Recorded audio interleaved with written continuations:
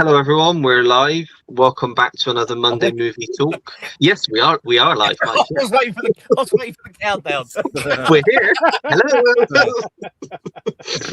Hello. Come on, Mike, keep up. Yeah, watch it. I'm melting. What can I say? And we're still waiting for Jim Kenny. Okay. No, I'm joking. He's got no Wi-Fi. I did send him the link, but he's got no Wi-Fi. I wanted to see your face then. I thought you were going to go, But, yeah, not him again. But, yeah, as you can see, I'm joined by my wonderful co-hosts, Andy and Kenny. Thanks, Ollie. Hey, guys. And great special guest returning, Mike, the great arsehole. Yeah, great arsehole. Yeah. Just waiting for Norman to turn up.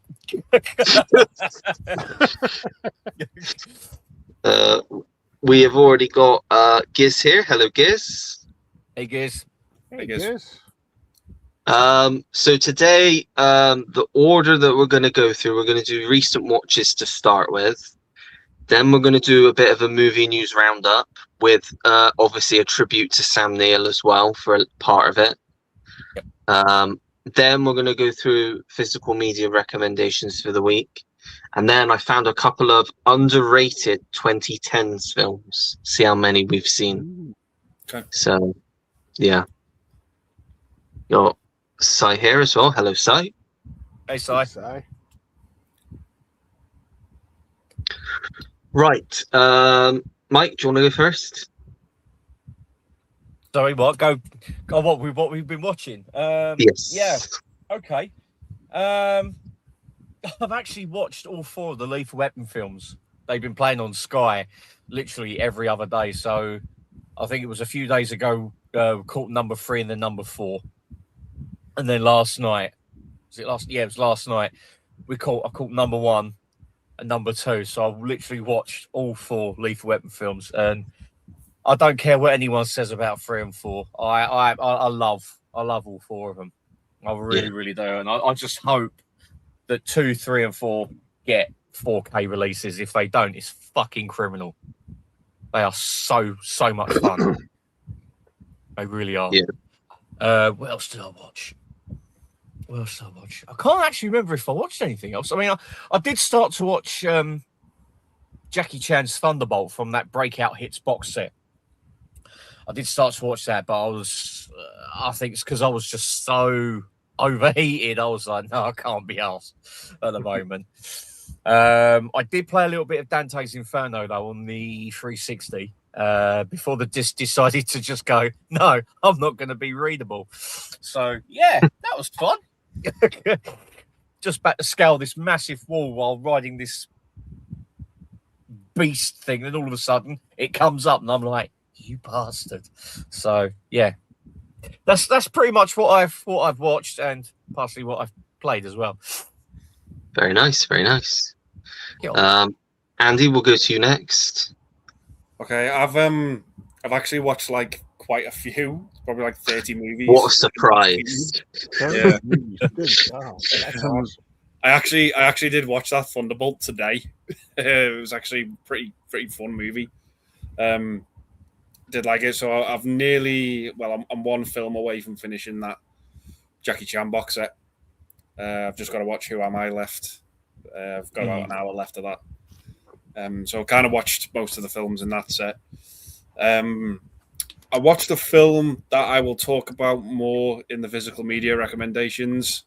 It was a movie that Ash from Popcorn and Horror sent me, and I'll delve into it a bit more because I think it deserves a little bit more attention talking about it. I watched all 3. Fucking hell, I don't recommend this. I watched all 3 of the Enola Holmes movies. Oh no! Oh, God, really? Poor Andy. Yeah, the first one was all right, but by 2, it was getting a bit repetitive, and I switched. My brain was just like, she's a terrible actress. She's awful. I think I started counting the hairs on my arse when I got to the 3rd one. It was. I've not bothered with the 3rd one. yeah, it wasn't winning me over. I watched a movie that Alan Megg sent me, Frankie and Johnny, with Michelle Pfeiffer and Al Pacino. That was really good. The Great Silence, Demonic Toys. I watched the original Insomnia. Behind the Mask, The Rise of Leslie Vernon. So I'm just looking over here because I've got them all written down. I watched a horror film with Michael Caine called The Hand. Oh, how was I've that? heard of that. I heard that was terrible. kind of enjoyed it for what it was. Oh, okay. Yeah. Oliver Stone, an early Oliver Stone film. 1980, wasn't it? Yeah, he gets his. Yeah. He's gets into a bit of an argument with his wife whilst they're driving on the road, and his arm's out the window, and it gets caught by a truck coming the other way. Mm. And they go back to look for it, but it's disappeared. And the hand sort of comes back later on, killing people. Oh, that's ridiculous. But I actually really liked it for what it was. It was a lot of fun. Michael Caine's great in it. He's great in most things. Yeah. Can I just say, right? There's one part in it where they replay the accident over again, and you can actually hear the snap. And as soon as you hear the snap, you just go, oh. It's really violent as well. Like when the hand comes off, like he holds like the stump up to his face, and the blood's just going all over him. It actually looks pretty good. What's he going? Oh shit! Oh shit! Well, that was in Jaws, the Revenge. Oh shit!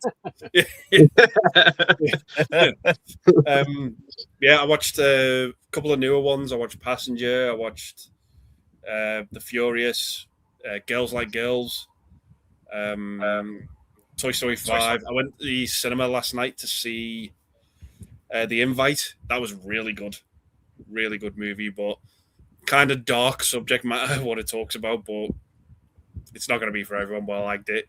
The new Jackass film, saw that as well. 2 Drunken Master movies. I delved into the new Second Sight release, so I watched these 3 as well. The Cold Prey trilogy. Sort of like 3 slasher movies that take place in like icy mountains. It's pretty good for what it is, but it's a slasher. The slasher movies, I think once you've seen one, you've seen them all, but they're just enjoyable. I watched Kung Fu Hustle, Shaolin Soccer, because the World Cup was on, so I decided to watch. There's a new one that's just come out, isn't there? I think so. Yeah, it's only in China at the moment, but it's it's an all-girls team in the new one, I think, and he's not in it.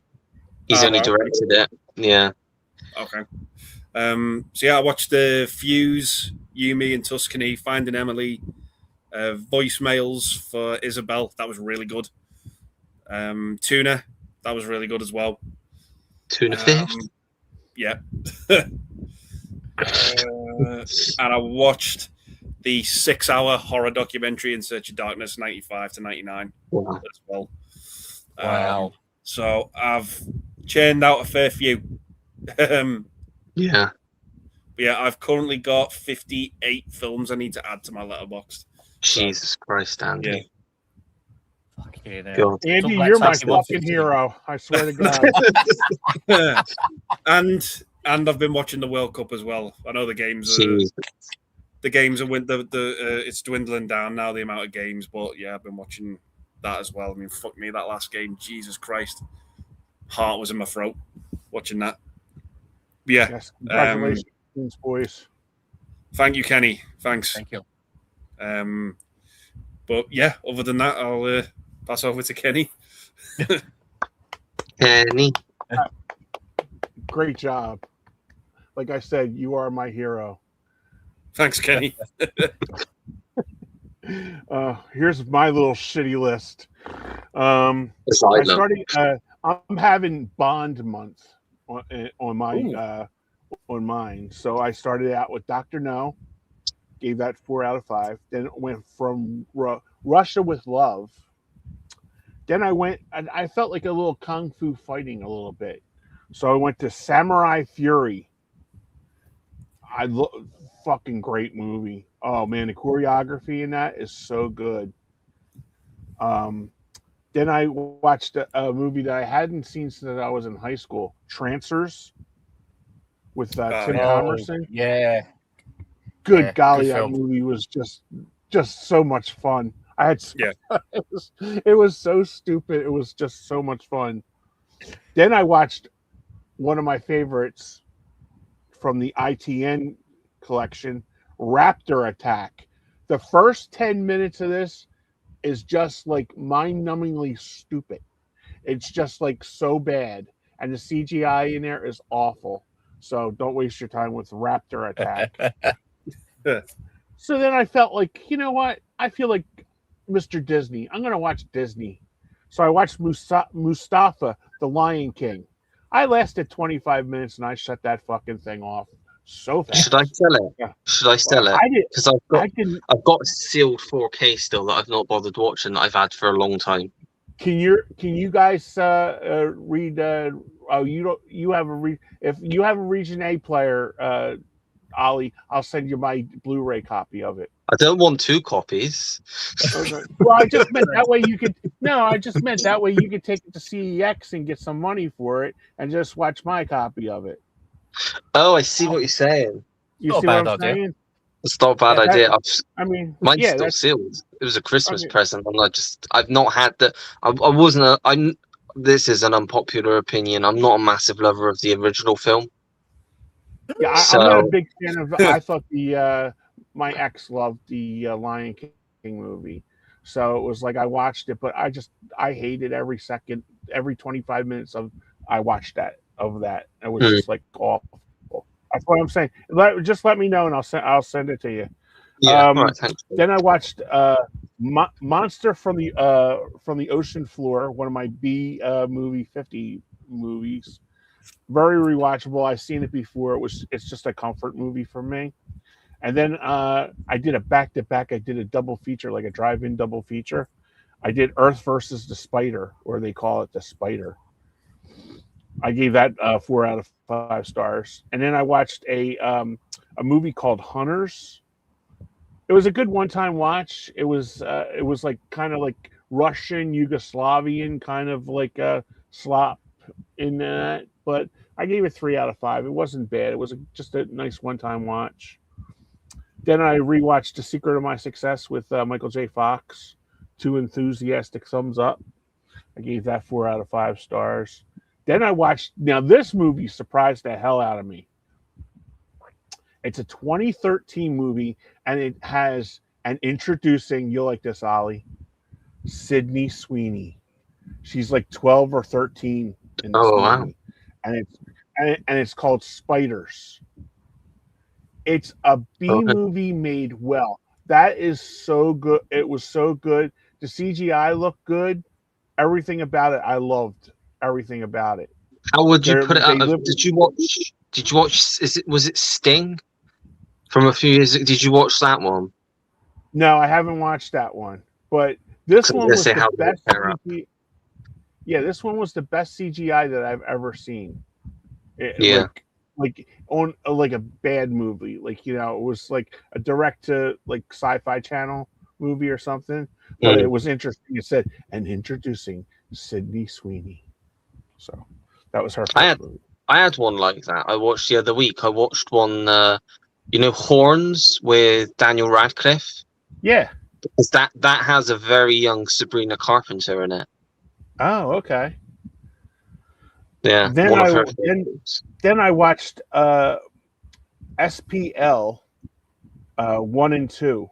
They're karate movies. One was done in it was called SPL Killzone, and then the other one is A Time for Consequences. They're 10 years apart, but they were both really good. So if you like Asian like crime, syndicate stuff, I really enjoyed that. And then I finished off with a Batista movie because I love Dave Batista. I watched Master Z, the Ip Man Legacy. If you want to see just like constant, as my buddy Juno calls it, carnage and shit getting like people getting the shit beat out of them, this movie is it. And Batista plays a bad guy. He's the head of a heroin syndicate in China. So he plays a bad guy. So, but he's great in it. The whole movie is just so much fun. So Nice. those are my watches, but I can't top the King, Andy. Let me be your Thank you, hero. So I'm just waiting for Andy to do his Elvis impression. Oh, thank you very much. Nice. I watched a lot. Lots of first-time watches of big films as well, including the first film I watched this week from 1967, The Producers, which, as it stands, is my favorite Mel Brooks film. That isn't saying a lot because I don't like Blazing Saddles. I wasn't a big fan of Spaceballs, and those are the only two other Mel Brooks films I've seen. Watch But I Young did like- Frankenstein, Ollie. Yeah, I've been Yeah. told that that's the one to watch, but I've seen parts of Robin Hood, Prince in Tights, and I quite liked that. But The Producers is funny. I'd seen the remake already, and I wasn't a big fan of the remake. But this one's actually funny. Just Gene Wilder's just great. Just the credits in the beginning when he's like getting seduced by the old lady and his wig's falling off and stuff. Yeah. Yeah, that was a good watch. Then I watched another classic from 1973, Badlands, with Martin Sheen and Sissy Spacek. It was good. It's one of those films I respected more than I enjoyed. Like, it's a very well-made film, but it isn't one I would rush back to and go and watch because it's just not one of those kinds of films that you would say you just chuck it on. Right. Then one of the highlights of the week, which I think I mentioned to you, Kenny, Blind Date. So much fun. So much fun. I'm definitely a Blake Edwards fan because the whole end scene literally was taken out of that first Pink Panther film, where he snuck into the parents' house and he's just sneaking around and he has to keep hiding. That's literally the exact same as in the first Pink Panther film, and it's just so funny.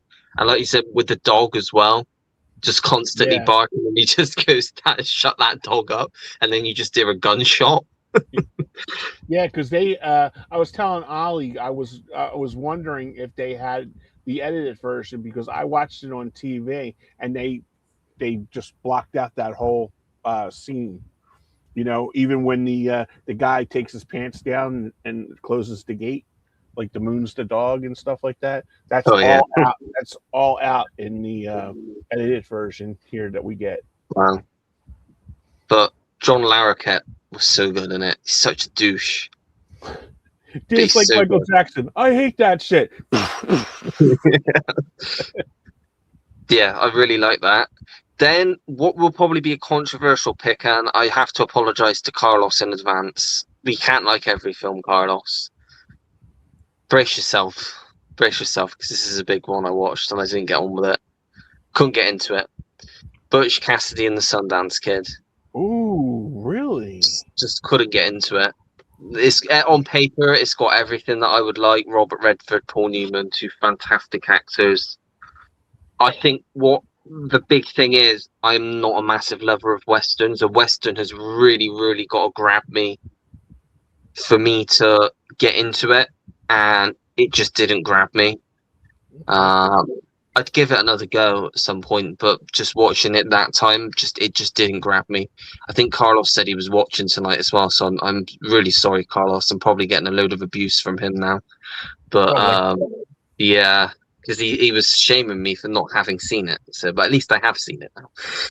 He's probably going to send me a message. I didn't hate it. I gave it 3 stars because, like I said, I couldn't give it any less because I didn't per se dislike it. I just couldn't get into it. I just couldn't get on board with the story. So I need to give it another go. I'll tell you what, you said about Blake Edwards films, give The Great Race a go. I've heard that's really good. Yeah, it's like a live action cartoon. Like it's like if they made a live action version of Wacky Races. I was just going to say that. I didn't know if you guys would get that or not. Yeah, because exactly. It's like you got Jack Lemmon and Peter Falk. They're basically Dastardly and Muttley. Yes, Oh, wow. That's a great Tony point. Curtis is like, what's Pete? Pete? I can't remember his name. Pete something rather. Pete Perfect or something rather. And then you got Natalie Wood, who's pretty much Penelope Really Pitstop. pit stop. Yeah, Yep. and it's the first hour. I was just crying with laughter. It's just so good. So add that to your list of Blake Edwards will. films. It's a little bit long though. Yeah. But Okay, it's don't mind that. but It's a good funny. film. It's Yeah. like it's a mad world. Yeah. It's that type of movie. Yeah. Yeah. Just fun, long but fun. Yeah. I then watched one that Kenny would like. Random one that I picked up online. I think I just stumbled across the trailer and I was like, "Oh, that looks good." It's called Lucky Them. It's from 2013, and it's got Toni Collette, Thomas Hazen Church, Oliver Platt, and it's got a very small but impactful cameo by the one and only Johnny Depp, who turns up at the end. But really, his whole character is pivotal to the whole film, because she's basically a music journalist, and she basically used to be a thing. And like 10 years before the film is set, he just walked out and disappeared, and nobody'd ever heard from him again. So a lot of people just assumed that he was dead, but she knew he just ran away. So now she wants to like make a big story, like what happened to him, because he was like an up and coming musician. So along with Thomas Hayden Church, who's her friend who wants to be a documentarian, they go on the road in this big camper van to basically find him. And really good film, really good underrated little sort of indie drama. And it's just weird just seeing Johnny Depp just pop up at the end. He's literally in it for like 2 minutes right at the end, but like it's very memorable 2 minutes, because it's just like the whole of the film is just, it's an indie film, and then at the end Johnny Depp just pops up. It's just really random, but it's good. It's a good one, especially if you like music. I would say give it a watch. Okay. I then watched a comedy classic next for the first time, Wayne's World, and my God, I loved it. Is that a first time watch for you? Yeah, in fact, Wow. I couldn't get enough Wayne's World, so I also watched Wayne's World 2. Oh, And yeah. I love both of them. They're both just Great Yeah. movies. just love them. It's just I slightly prefer the second one, but yeah. the second one did it for me, because the whole graduate bit at the end, I was just in fucking stitches. With Kim So the second Presbyterian and it's over the road. I still think the best part of number 2 is where you've got Wayne against Cassandra's dad, James Hong. James Hong, and they're they're doing the kung fu. Yeah, and they're doing like the really bad lip syncing. And it's just fucking hilarious. And it's at the wedding at the end. All of them are lip syncing, like he's literally reenacting the scene from The Graduate, and you've just got James Hong just sat there and he's just lips, and then it goes up to Wayne and he's doing it, and then Christopher Walken's there and he's doing it, and I'm just like, this is just stupid. That scene where they're like spying on Cassandra and they're all dressed up, and then they end up in this gay bar, and then they're all doing the YMCA.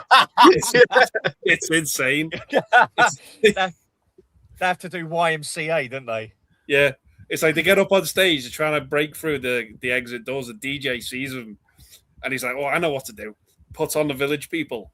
And he's like, "Do it," and they just end up dancing in front of everyone. That's pretty funny. It's just like it's just one ludicrous scene after the next. Yeah, I just love it. It is. Now, did you not think it was slightly unnecessary to see the crack in the Indian's bottom? Take me, Garth. Where I'm low on gas and you need a jacket. It's just so random. It's just such a they're just so random, because especially Garth, because he's just so dim, and it's just like just. It's like, I think is it in the first one, where obviously they're doing the show in the studio, I think, for the first time, and they've had to get the toy bloke Brian Doyle Murray to come on, because he's just like putting money into it.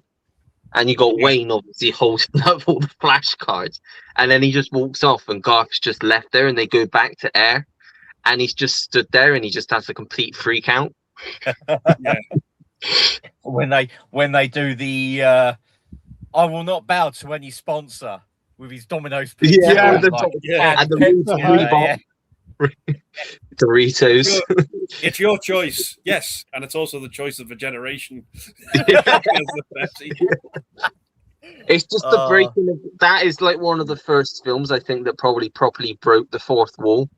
Oh yeah. And it's just hilarious. Just I wish Mike Myers did more stuff like that. Because obviously he didn't, like, he did Austin Powers and he did So I Married an Axe Murderer, but outside of that, all of his other comedies have been shit, which is a shame because he could have done a lot of other great stuff. I'd have loved to have seen a Wayne's World 3 back then. Yeah. Not now, but back then it would have been great to have a trilogy.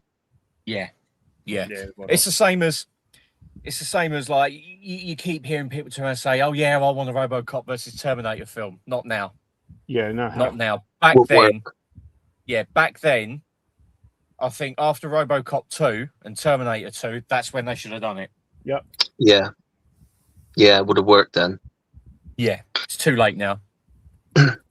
I then watched one, sorry Kenny, because I know Kenny did not care for this one, but I know everyone else pretty much did, and I had a blast with it. I know Andy had a blast with it as well.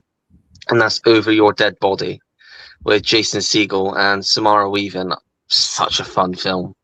Such a fun film. The further it gets, and Paul Guilfoyle, fuck me, he was the highlight.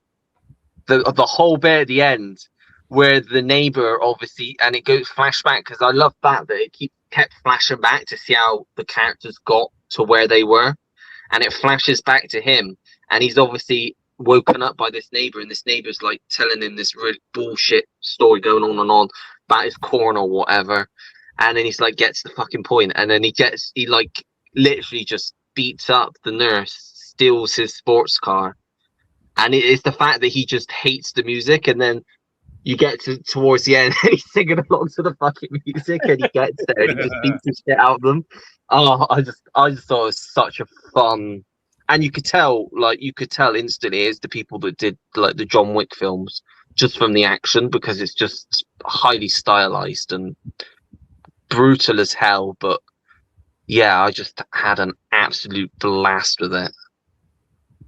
So, but yeah, I know. You know what? I've still not seen John Wick yet. Not seen John Wick. Yeah, I've got all 4 of them, and I still haven't seen them yet. I can't bring myself to watch them because my dad used to love watching them, and he never saw number 4. So it's like I'm still trying to build myself up to them, like to watch them. I really want them, but it's just, you know, I will watch them though. I will watch them because I keep seeing clips, and it's like, that's a film series that I think each film gets better. I think the 4th one or the 3rd one is my favorite, because it doesn't stop the whole way through. It's just and the 4th one, I think, maybe edges it for me because it is like 2 hours 45 of non-stop action, and you got like Donnie Yen fighting Keanu Reeves, and I think isn't Hiroyuki Sanada in the 4th one as well, I think. And there's the whole he's at the Japanese Continental Hotel. He's like the Winston of that hotel, and he just obliterates everyone. Such a fucking fun film. Really, all of them are great. All of them are great though. What was that? No, I was just saying I will watch them at some point. Yeah, sorry to butt in. There's a line in the first one that cracks me the fuck up. I think the first one's probably the best, just because of the story with the first one. But the main sort of villain in it, is it Alfie? What's his face? Alfie Allen. His dad tells him about John Wick, and he says, like, I saw this guy kill 3 people in a bar with nothing but a pencil. Like, that's how tough this guy is. And his son just goes, "Oh, don't worry, I'll take care of him." And then his dad says to him, "Did you listen to a fucking word I just said?" Yeah. This guy took out 3 people with a fucking pencil and left several of us in the fucking hospital. Like, he's like, "You're not going to take this guy out. He's too powerful for you." It just cracks me up, that line. If I came across John Wick, you just know you'd be done for if you were on his list. There's no fucking way. He's more powerful than the fucking Terminator. Like, fuck it, yeah. He probably is, because he just utilizes whatever the fuck he's got and just like ridiculous items, and he'll just kill you with them in the most brutal way. There's just nothing he can't use to not defend himself and attack with. Because I think, is it the second or third that he does the pencil stuff? You might be. I know there's it's like, I can picture it. There's like it's like loads of guns in cabinets. They're in a room, and I'm sure he has like a pencil or something. And it's just, they're brutal films, but they're a lot of fun. I then watched England Is Mine, which is the biopic about Morrissey, who I didn't really know anything about. I know he was part of the Clash, but Smiths. Yeah, the Smiths. Yeah, see, this is what I mean. This is what I mean. This is what I mean. It didn't stick with me. Let's put it that way. It really didn't stick with me. So plus, he's not the nicest gentleman in the world either. No, he's a tosser. In the film, they portray him to be really, really shy. Like, he didn't want to speak to anyone at all throughout the whole film. Like, he had to get everyone else to speak to people for him. And I thought he was like, came off as a bit of a pussy. But then reading up about him, he seems like the completely opposite person. I even asked Sam, because I know Sam's a big fan of that group, and Sam said he didn't care for the film either. So I was like, yeah. It's obviously just one of those. But fun fact, first feature film on-screen credit for Jodie Comer. It was her very first film. So, I kind of want to watch it now because she's in it. Yeah, she's only in a little bit though. That's the thing. She plays like his office worker, and she becomes like obsessed with him, and he's just not interested. And I just like, what the fuck is wrong with you? You're not interested in Jodie Comer, you fucking moron. Yeah. Fucking hell. Yeah, I just think Morrissey's a knob. Yeah, it's not a film I go back to. I saw the trailer for when I was watching another film, and I thought, oh, yeah, because I like music biopics generally, but it's a one and done for me. I wouldn't go back to it. I then watched a film that Jim don't shut up about, or hasn't recently, Team America World Police. I'm not going to say it because Jim said it enough, I think, over the last couple of weeks, so I won't say the catch line. It's funny, but not great. Like, there is some really funny moments in it, but I don't know. There's just something about the puppets that just make it just too stupid for me. Like, I wish it would have like been maybe just different to what it was. I suppose they did it for a reason with the puppets. It's just, I don't know. It was all right. I wouldn't rush another one. I wouldn't rush back to see, but I thought it was good. Yeah, I think Team America was a product of its time.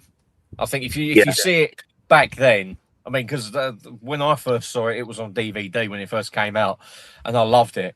When I bought the 4K and I tried to watch it, I was like, this hasn't aged all that well whatsoever. It's not funny whatsoever, and I ended up selling it. So yeah, it's one of those films that's, yeah, I think you literally had to be there when it first came out. Yeah, because it's not a great film. Yeah.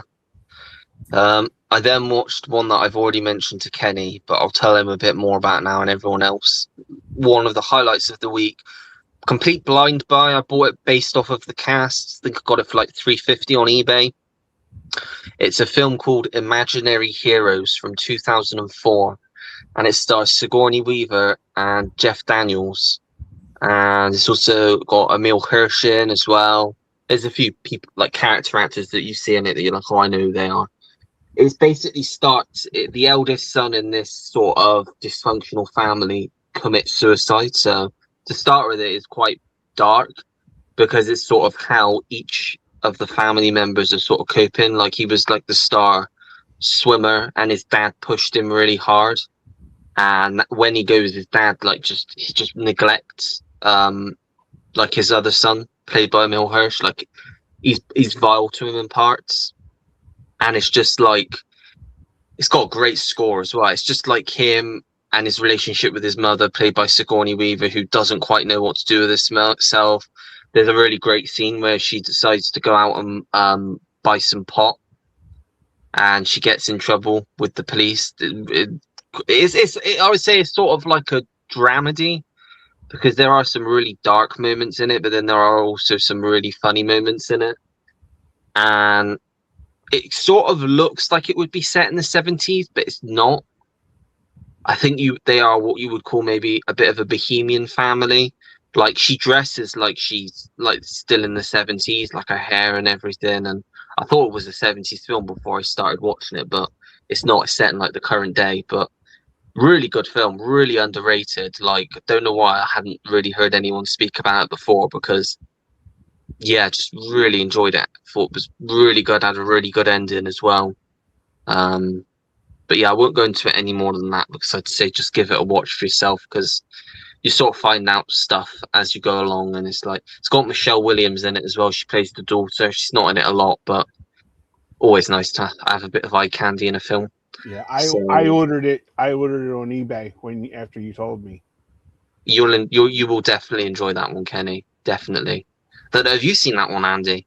Or was that a bit of a deep cut for you? Deep cut for me. I'm just adding it onto my list now. Yeah, you'd love that one.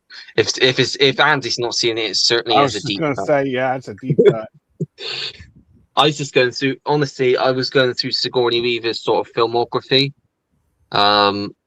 And that was one that popped up, and I just liked the poster, and I saw Jeff Daniels is in it, and I like Jeff Daniels, and just sounded like it's a bit along the lines, it is and it isn't, along the lines of, I don't know if you've seen Moonlight Mile with Hoffman and Susan Sarandon.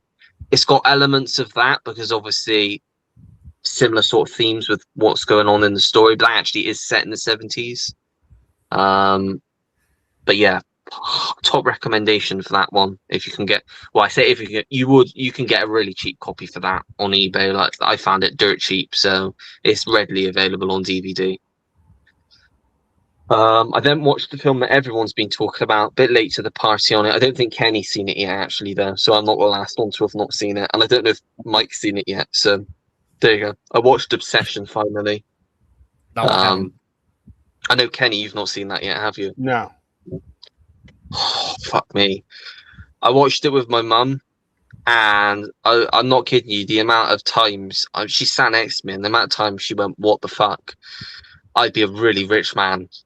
The notorious scene that made Carlos jump out of his seat, I think my mum must have said "what the fuck" about 5 times. My stepdad had just sat down at that point.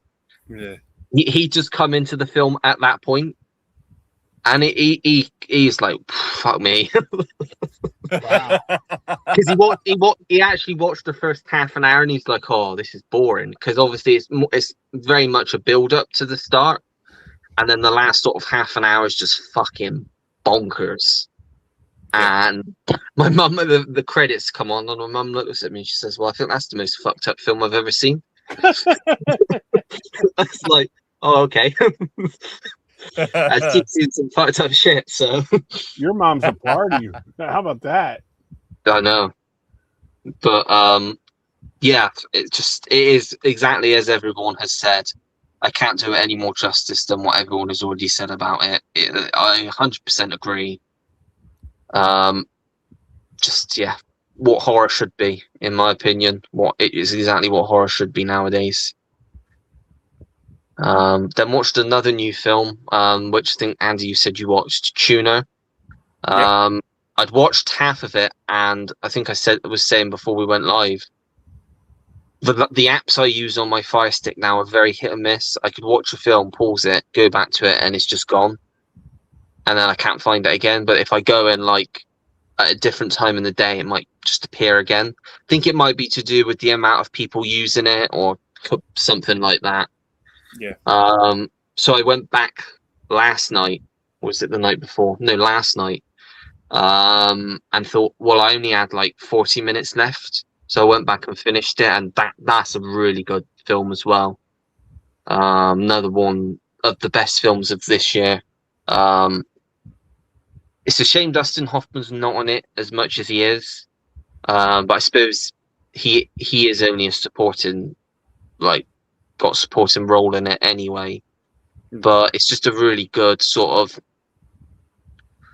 different sort of film, like thriller.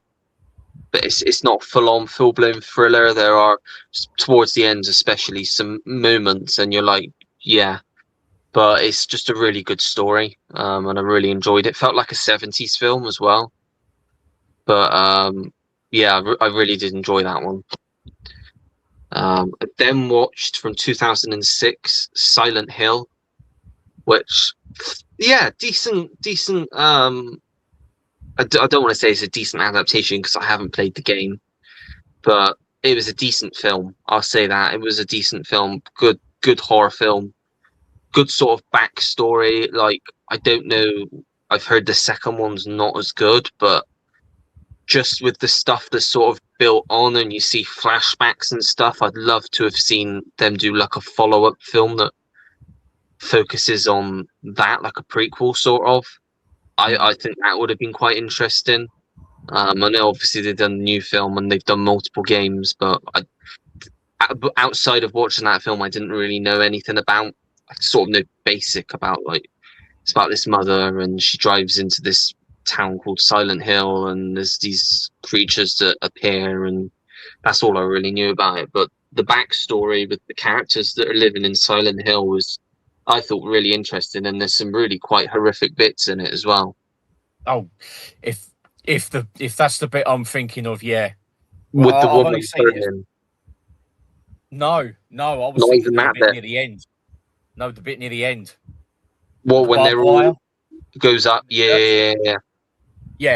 Yeah. I've only seen the film a couple of times. When it gets to that bit, I'm always going every Yeah. single time. I'm just like, It's one of those, I don't fully understand it, because it's just like there's a lot of weird shit that was going on towards the end. Like, obviously she gets stabbed and it looks like she's died, and then she's not, and she's just bleeding everywhere. But then that's when the shit starts to hit the fan, and I'm like, I wasn't really sure what was going on. And obviously the way it ends, like, obviously it does sort of doesn't set it up for a sequel. Like, it would have been a good ending on its own, but obviously I know they did a sequel. But yeah, Revelation. that didn't turn out well from what I've heard. Well, I must admit, Return to Silent Hill, I've got it, and I blind bought it just because it was Silent Hill, and I love the first game. It's the same director as well as the first one, which it's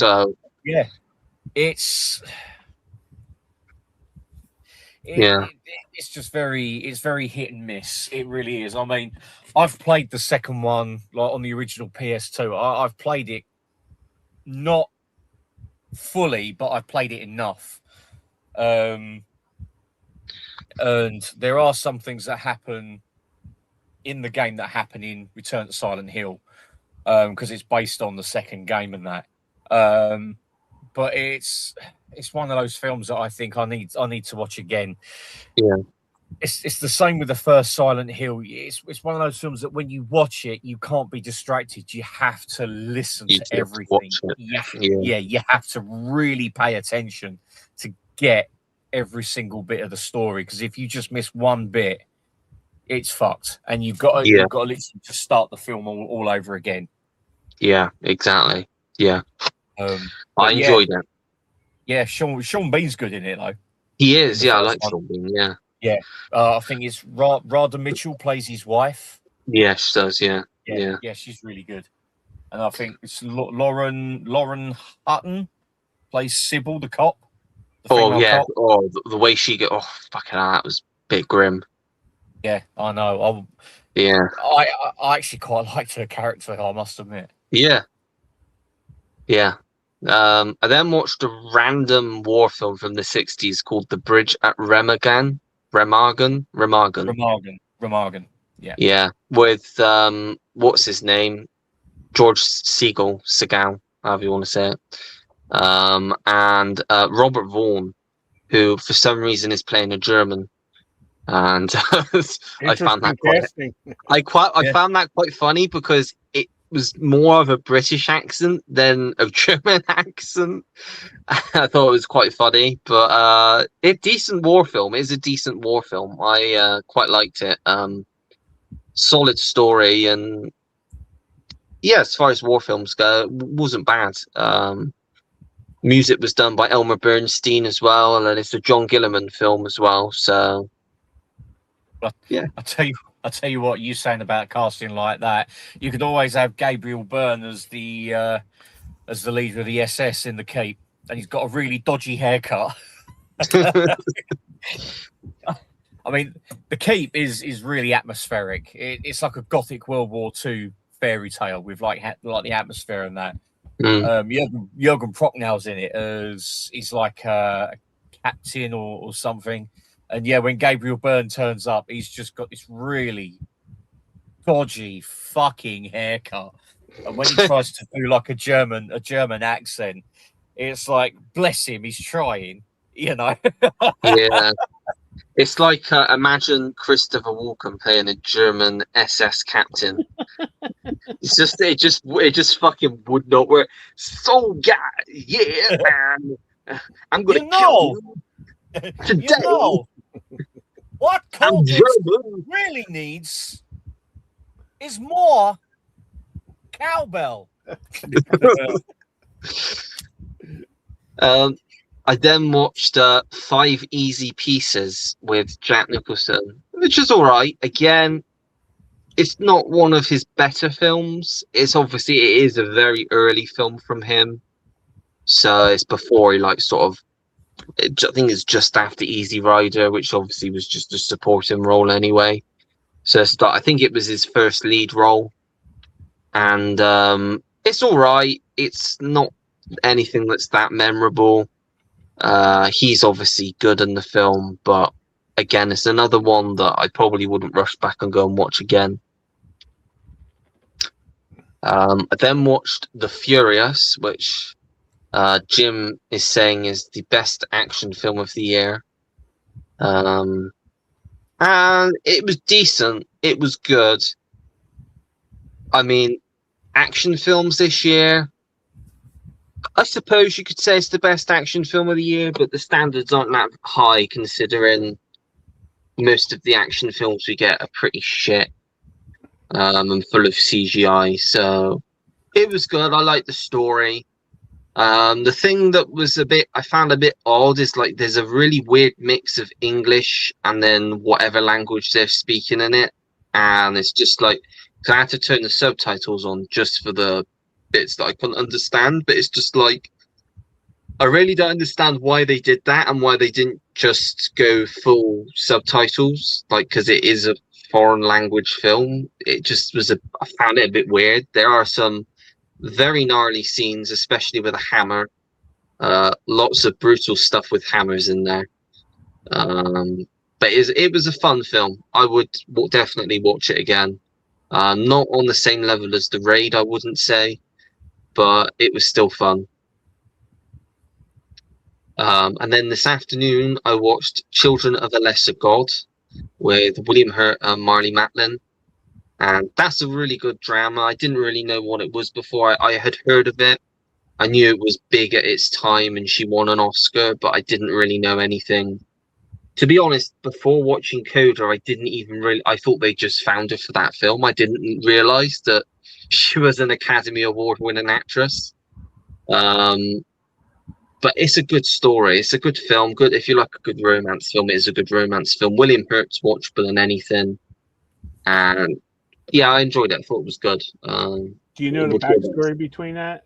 Backstory with that? They were dating at the time. Oh, were they? Oh, yeah, and he used to beat the shit out of her. Unfortunately. Oh, really? Yeah. She's quite a bit younger than he was, though, because she must be about your age, Kenny. Yeah, she just turned 60, and I'm 57. Yeah. So that was a big thing at the time about that, because they were like 20 years difference Mm. with that, and yeah, it came out. He was not very great actor, but a terrible Yeah. man. Yeah, Wow. Oh, she that's a wrote in shame. her she wrote in her memoir about him. Like, she has a Yeah. whole thing about him, and he she's sh- her interpreter. If you ever see her, like, on her interpreter, has been her best friend since they were like teenagers, and he wouldn't allow him to come in when he was speaking, and he would like call her like bad names and stuff like that, and he beat the shit out of the interpreter one time, and the Wow. interpreter brought the police in, and that's when he found out that he was beating her, because she had like a bloody lip and her eye was black, and this is when she was doing press for the academy, for the academy, like, award season. Yeah. So, and yeah, a lot of that, yeah, to be around during that was, they were tabloid fodder, let me tell you, Wow. because Interesting. he was so jealous of her because he didn't get a nomination. She got the nomination, and she won. You know, Yeah. so yeah, that was a very, very interesting time back then. Yeah. Unfortunately, I bet. great movie though. Great movie. She was fantastic in it, Yeah. Yeah. but it's just a shame what a dickhead he was. Yeah. I didn't And know then that. no, I didn't know that either. Interesting stuff, Kenny. Then I had the obligatory, but a bit of a difficult watch or rewatch, should I say, of Jurassic Park this afternoon. It was different watching it this time around, as I'm sure it will be for everyone that gives it a rewatch over the coming days. Obviously, we'll get a bit more into Sam Neill in a minute, but now before it was a 4-star film for me. I put it up to a 5-star film for me because it is just it is one of Spielberg's best films. I can quite honestly say it's one of my favorite Spielberg films. It's just a pure fun adventure romp with great characters, great music by John Williams. Although it's not an actual summer film, obviously I think it did come out in the summer. It is the perfect film to watch during the summer. Um, just such a great film. And yeah, that is literally. Well, I've started watching this Life After Beth, which is an A24 film, but I'm only like 20 minutes in, so I'll finish that after. But that's quite decent. That's Aubrey Plaza, John C. Reilly. I think she basically the gist is she basically dies and comes back as a zombie, but it's like a comedy. So her boyfriend, played by Dane DeHaan, starts noticing that she's not acting normal, and her parents are Molly Shannon and John C. Reilly, and they're just completely oblivious to. It's quite funny so far. It is quite funny so far. It's a dark comedy, I would say, but I'll finish that in a bit. But yeah, that's everything that I've been watching. Nice. Matthew's here. Hello, Matthew. Hey, Matthew. Hey, bud. We'll get into this in a second. Who's seen the trailer for Digger? It looks batshit crazy, and I can't wait to see it. Yeah, we'll get into that in a second. I know at least. Well, I'm assuming you did watch it, Kenny. Yeah, I did. You did. Okay, so at least 2 of us have seen it. So 2 of us can make a comment on that. Adam's here. Hello, Adam. Hey, Hi, Adam. Ollie. Like Kenny. buddy. Hope you're all doing well and managing to stay cool. Rest in peace, Sam Neill. Great actor and lovely man. Yeah, 100%. Thanks, Adam. Corey's here. Hello, Corey. Hey, Corey. Hey, Corey. Hey, bud. R.I.P. to the former U.S. ambassador to the U.K., Damien Thorne, will be a great loss. We've lost quite a few people this week. It's Yeah. Fucking Anne Widdecombe, that was savage. Because that's not far from me either, because that's in Devon, so that's not very far from me. But if you don't know Kenny, an MP who's quite big over here, she was like quite outspoken, and she was on a lot of like reality shows. Like she was on our version of Celebrity Big Brother over here. Oh, okay. And like I don't know if you know like Strictly Come Dancing, which is like Dancing with the Stars over there. Oh, Similar okay. sort of thing. She was on like all of those, and someone broke into her house, 78 years old, and killed her, whacked her over the head. Yeah. Don't know why yet. Don't know why. Like, she lived alone. Don't know why they've done it yet. Oh, but that's terrible. Oh my God. Yeah, awful. Wow. Spectre's here. Hello, Spectre. Hey, Spectre. I enjoy the 4 as well. Fun movies, but please stop at 4. Yeah, we don't. Well, I say we don't. We aren't getting any more because obviously I don't know if anyone saw, but Danny Glover has got Alzheimer's. Yeah. So I think that's really sad. I think he's done with acting now. It's very sad. Like I saw the interview he did, and he seems okay at the moment. But obviously that's a horrible disease, and it does go downhill. I've witnessed it firsthand a few times. It goes downhill very fast sometimes. Yeah. So, but Lethal Weapon 4 is a lot of fun. I think a lot of people think it's just too comedic, and they shove Chris Rock in there as well. But I still find it fun. Yeah, I mean the whole bit with Jet Li on that rooftop with that guy, and he's kicking the shit out of him, and then all of a sudden he's got his rosaries. He's got his rosary, and all of a sudden he just goes, just wraps it around the guy's neck and just pulls. But that bit, as I was watching it, I was pointing out all the bits that were cut from the UK DVD and the original VHS release.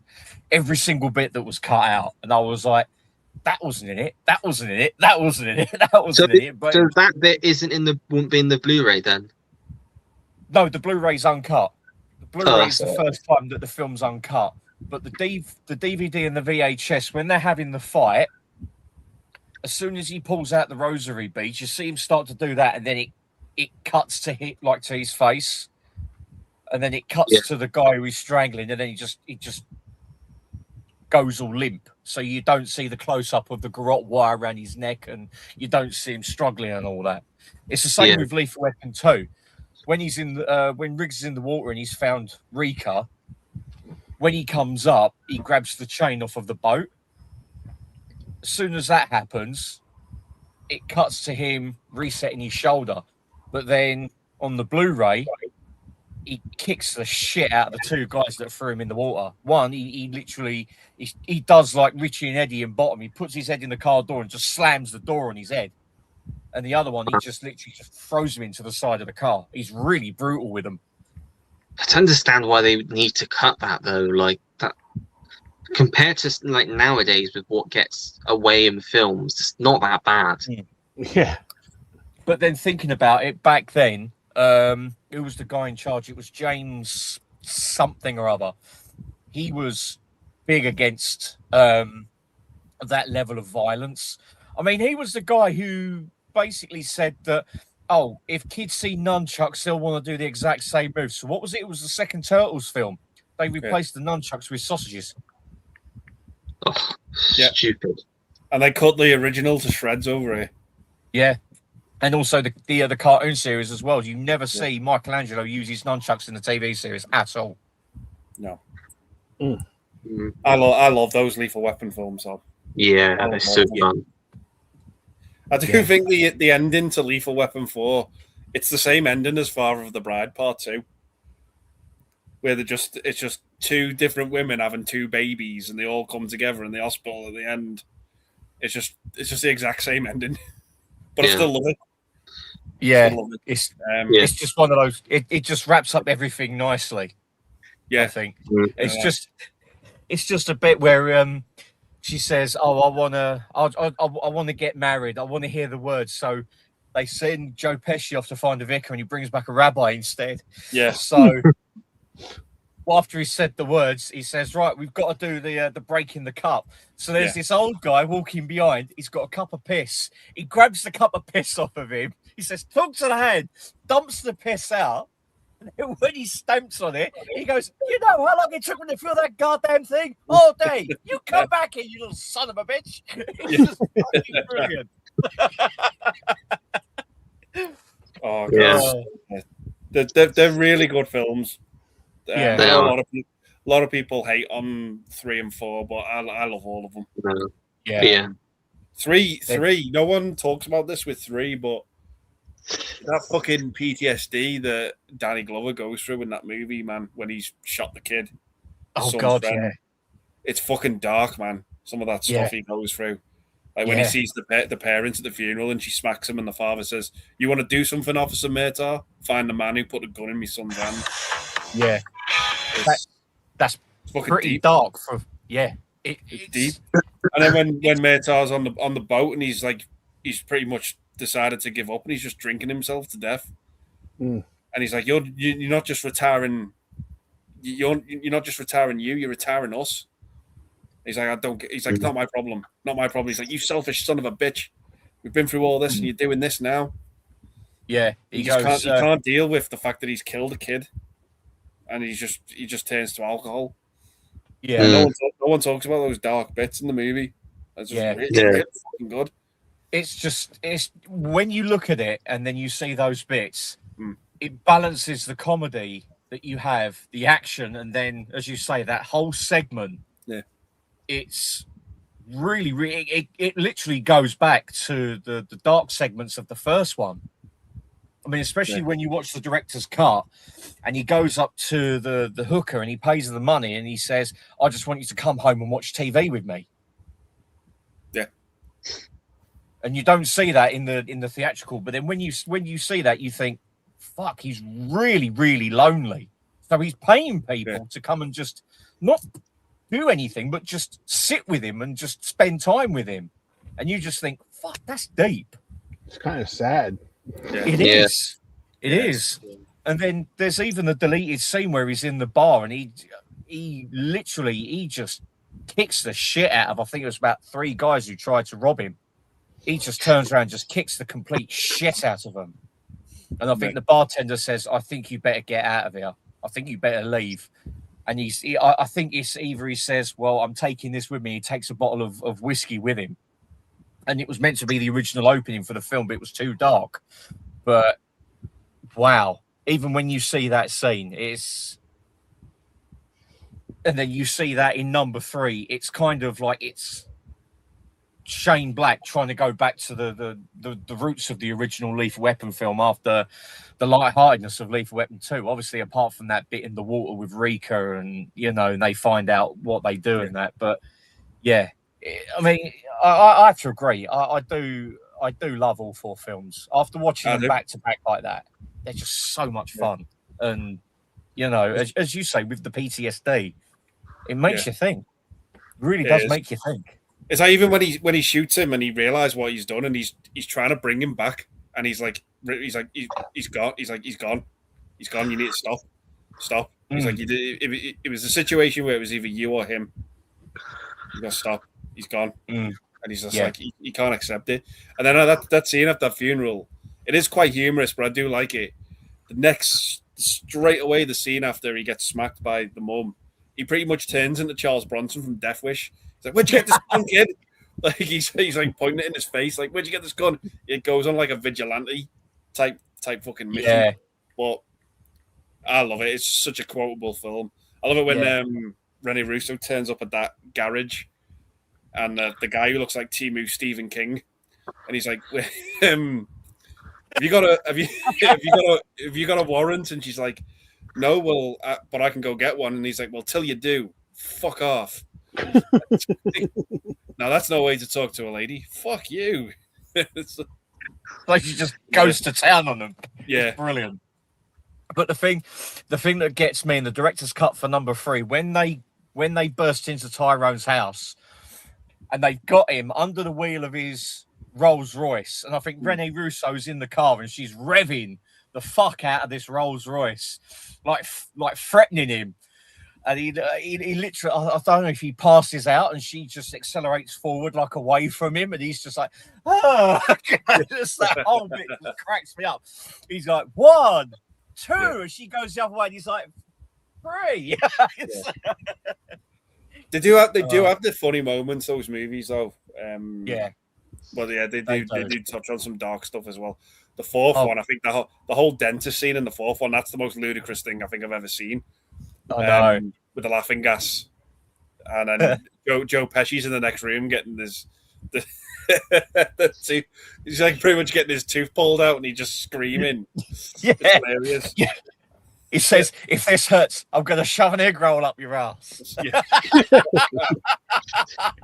I just love Joe Pesci. Yeah. The character of Leo Getz is probably my favorite character in the franchise because he is just a comedic relief, really, and it's just like you say, just great. I've pulled it out because I think I'm gonna.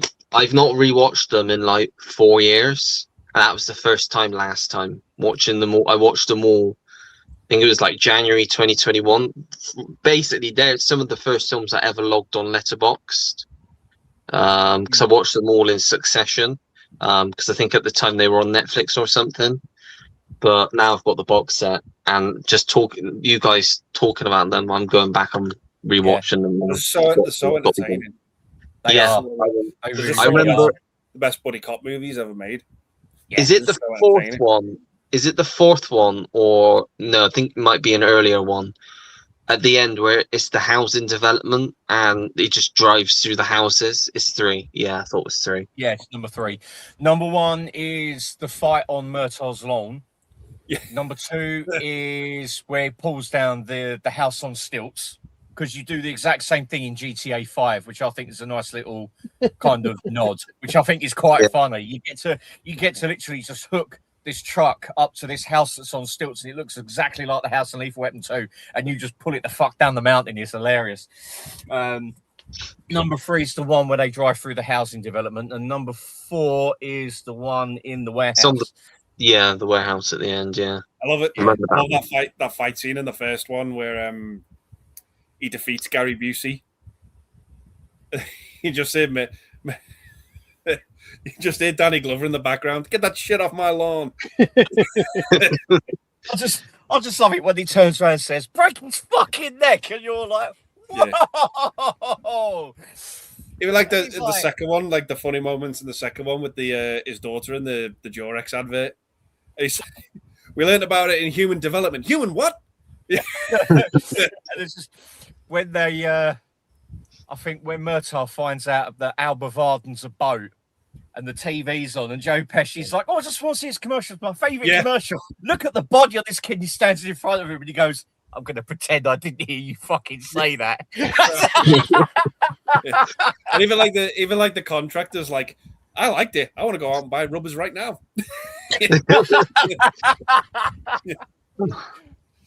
Nice. I fucking love the opening to 4 with that guy. He's dressed like pretty much Mark 1 Iron Man. He's going around with a flamethrower machine gun, shooting the whole place up. Van Halen, Fire in the Holes playing. What a song. Yeah. And then Mel Gibson says to him, take all your clothes off and start dancing like a chicken, just to distract him. And then afterwards, when they defeat him, he's like, "Do you think it worked?" And he's like, "No, I just wanted to see if you'd do it." What?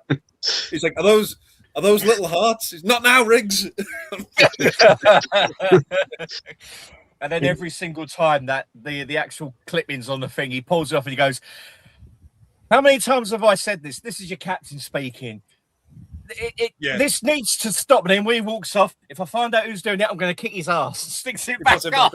Yeah. Come on, guys, this is a man's feelings. This isn't funny anymore. Puts it back up. Oh, I love those movies. You tell him he is the jam in my jelly roll. I'll be sure to tell him. She smacks him. Sorry. when Murtaugh's hiding behind the counter and he's smacking him on the back of the leg, and she goes, "You all right?" Yeah, it's just a little sciatica. Yeah. Have you seen Officer Murtaugh? Yeah, he's cowering right behind this desk right now. It's like, oh, you. He really is. I love those movies. They are just so entertaining. Great. They never get boring. And just watch No. them. Happily spend the day watching all 4 of them and never get bored. Yeah, they're just a lot of fun. I mean, I still remember the very first. I actually put something up on Threads about this. I still remember the very first time I watched it, and it was, I think it was about 1989, and it was the release with like the picture of the handcuff on the cover, and you got Riggs and Murtaugh in the middle. I think there was a batch of releases. Cobra was one, Police Academy was another, Lethal Weapon was another one. And I think there was a few more. And Mum got it for Christmas that year. And first time I ever saw it, and I was just blown away by it. I think I was about, 7 years old. I absolutely loved it. Loved it to bits. Yeah, those movies kind of stick with you, though, because they're like so action-packed. And it's like at 7, you've never seen anything like that before, you know? Yeah, it's just that you don't get movies like that anymore.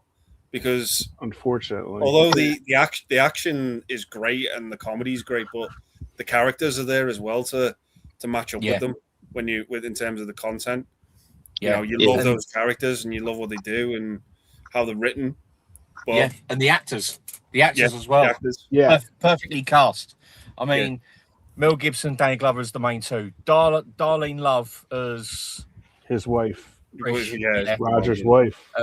Then you got the guy who plays the captain, who's in Demolition Man.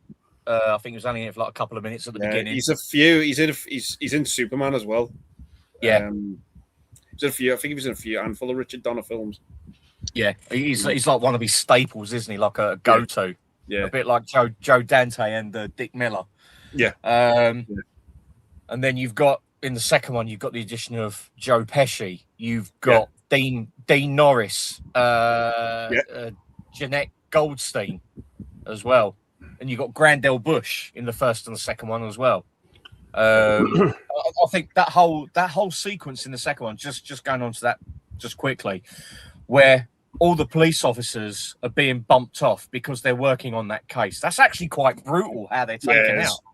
Yeah, if you think about it, the swimming pool and the diving board explosion. That's, and then it's like where they're playing the game of poker and Murtaugh's meant to be there, and he goes, "I'm just going to put some music on." He just literally just does that, bang, and literally just takes out about 4 or 5 of them all in one go, and you're like, "Wow, fuck, man." The villains in the second one are fucking brutal. Oh God, yeah. Like, he's like he's messed at the start where he messed up. He lost, like, I think it was the money or something they'd stolen, then he just like fucking puts a bullet in his head. Yeah. And then later on, he's like, "I'm just checking if there's not any plastic on the floor." Yeah. Oh, that's hilarious, that bit. Where he's just looking around like that. While he's talking to him. "What are you doing?" "I was just checking to see if I was standing on plastic." Yeah. And even when he shows up in that cop's room and you think he's like doing the pull-ups, and he's like, "Do you know I'm a cop?" And he's like, "No, you used to be a cop." And then just like pops him off. It's fucking brutal, man. Yeah, when he says, "Tell me, Waller, have your brains ever seen the light of day?" And he's putting the silencer on. He's just literally just sitting there, just putting the silencer on. You're like, "Fuck, man." Yeah. God, love those films. The bit that makes me laugh is where it's inside. You see inside the house on stilts, and all of a sudden you see the silhouette of Riggs just walk past with the swimming pool stuff. Yeah. He says, what are you doing here?" "I'm here to clean the pool." "There's no bloody pool, man. We're at a house on stilts." He goes, "Well, sure, there's got to be a pool. I wouldn't be here otherwise." He goes, "No, it's got to be a pool." And he just kicks the shit out of him with his fucking net. It's fucking hilarious. They're great. Matthew says, "R.I.P. Sam Neill, fantastic actor, will be greatly missed, plus some great movies, Dead Calm, Jurassic Park, The Hunt for Red October." Yes, indeed. Forgot about The Hunt for Red October. Yeah. Texas is here. Hello, Texas. Hey, Texas. Hey, buddy. We got Pete in the comments. Hello, Pete. Hey, Pete. Hey, Pete. Good evening, sir. Pete, I'm skipping over anything movie news related. I'm skipping over because we will be talking. Because you have put a movie news related comment, and we will be getting to that in a second.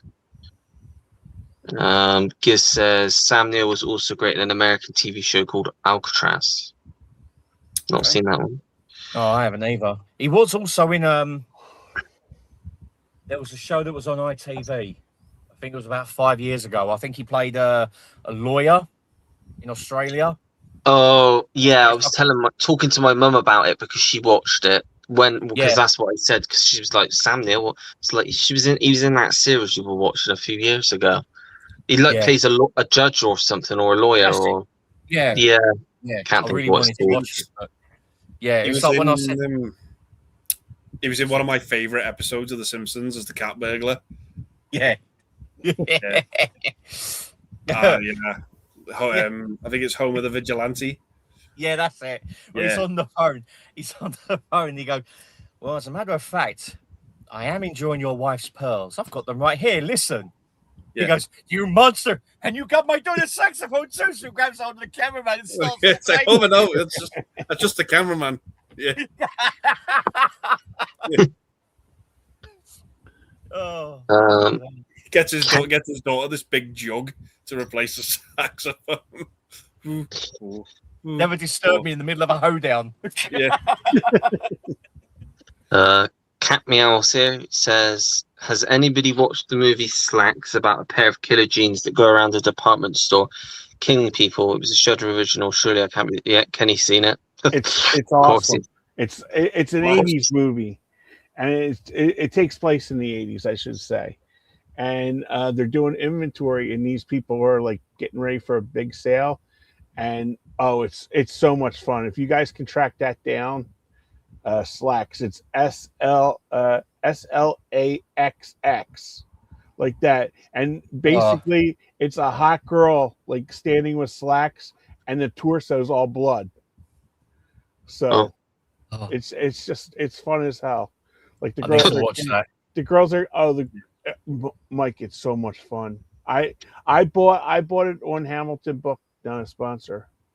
I bought it on there for $3.98. I loved it. I had such a laugh on it.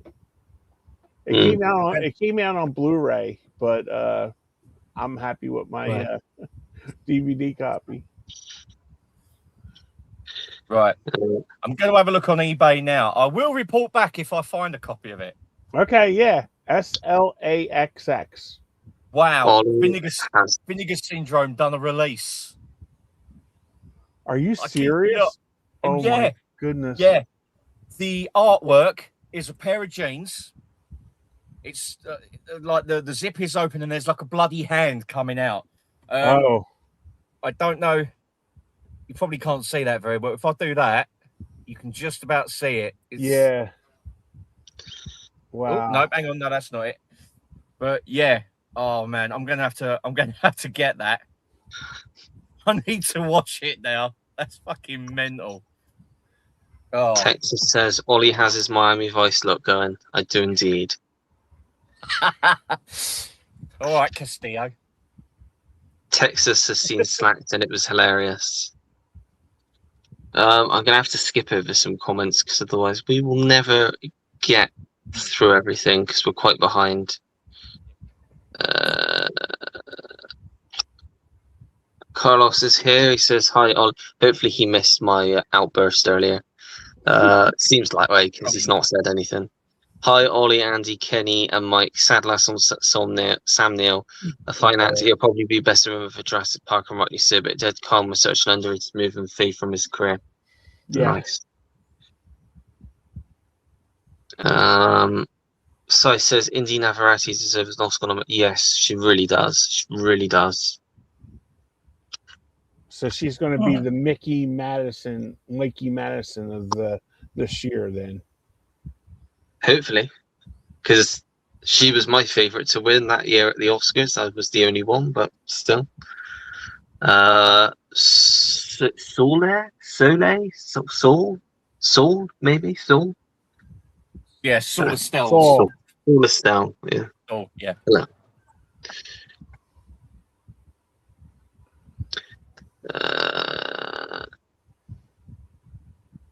Right, I'll leave it there. I know some people have put comments in, but otherwise we won't get any through everything. So we'll move on to a bit of movie news roundup first. First up, a trailer that came out earlier in the week, which I know Kenny has seen. I don't know if you guys have seen it. It's called Hope. Remember that one, Kenny? Yep. It looks bonkers. It's a sci-fi monster film set in, I think it's Korea.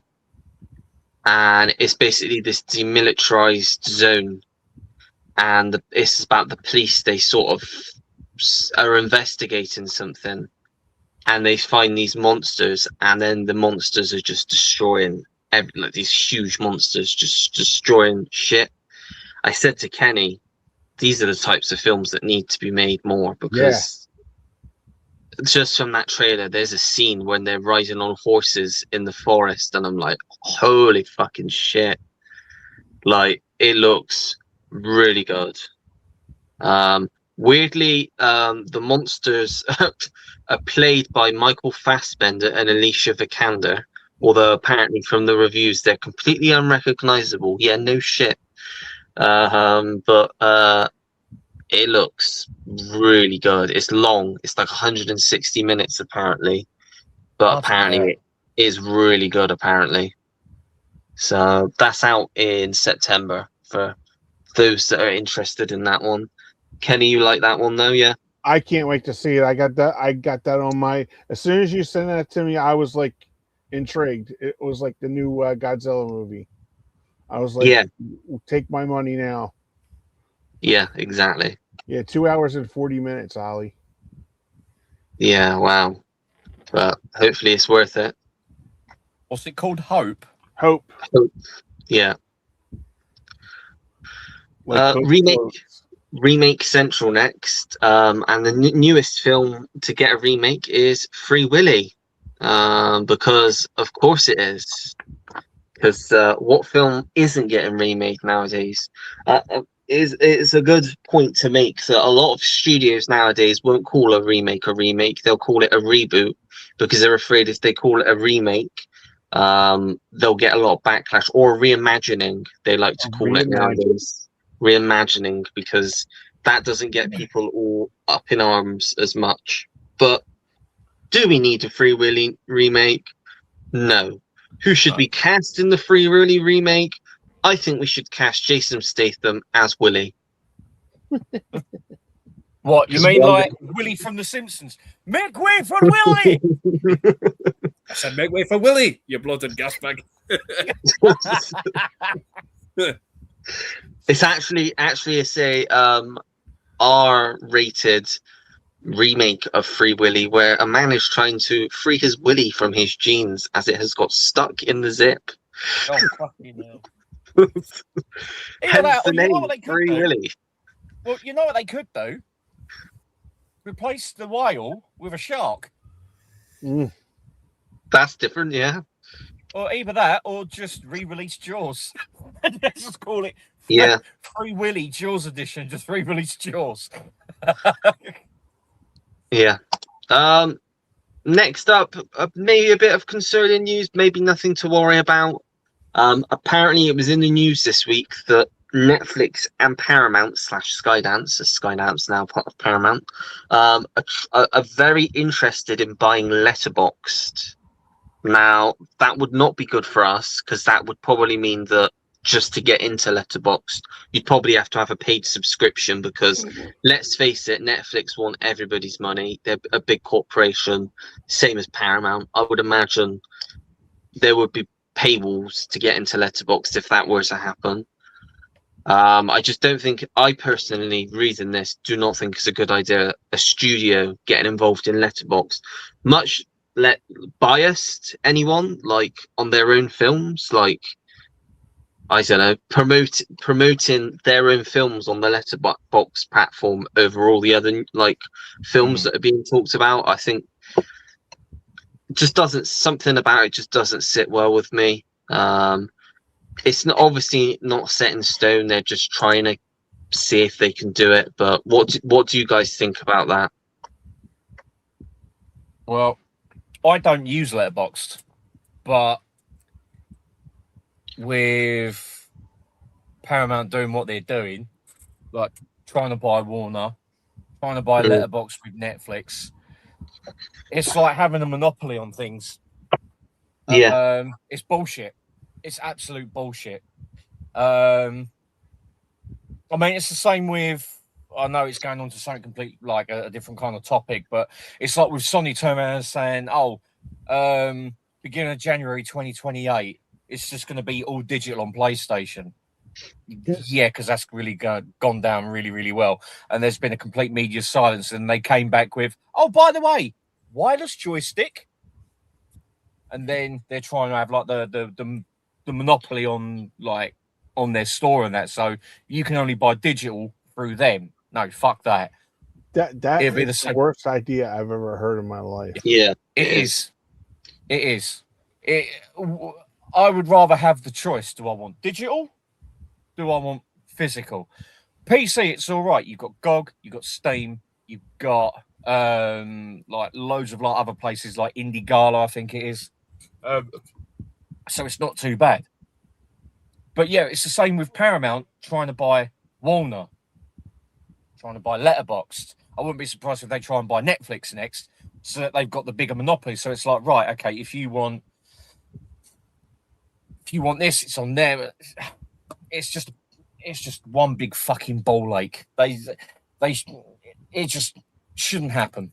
It really shouldn't happen. I mean, this is literally my man yells at cloud moment. You know, it really is. Did you ever used to when I was younger? I don't know what service it was or who it was through, but I used to like. There was a service where you could like sort of like what Netflix did, but with video games. Because I remember like the old Lego Batman games. I don't know what the name was called. We used to be able to like rent video games for a certain price every month. Yeah, it was sort of like Redbox, like for the movie. Yeah, but I don't know what it was called over here. Do you know, Mike? Do you know what I'm talking?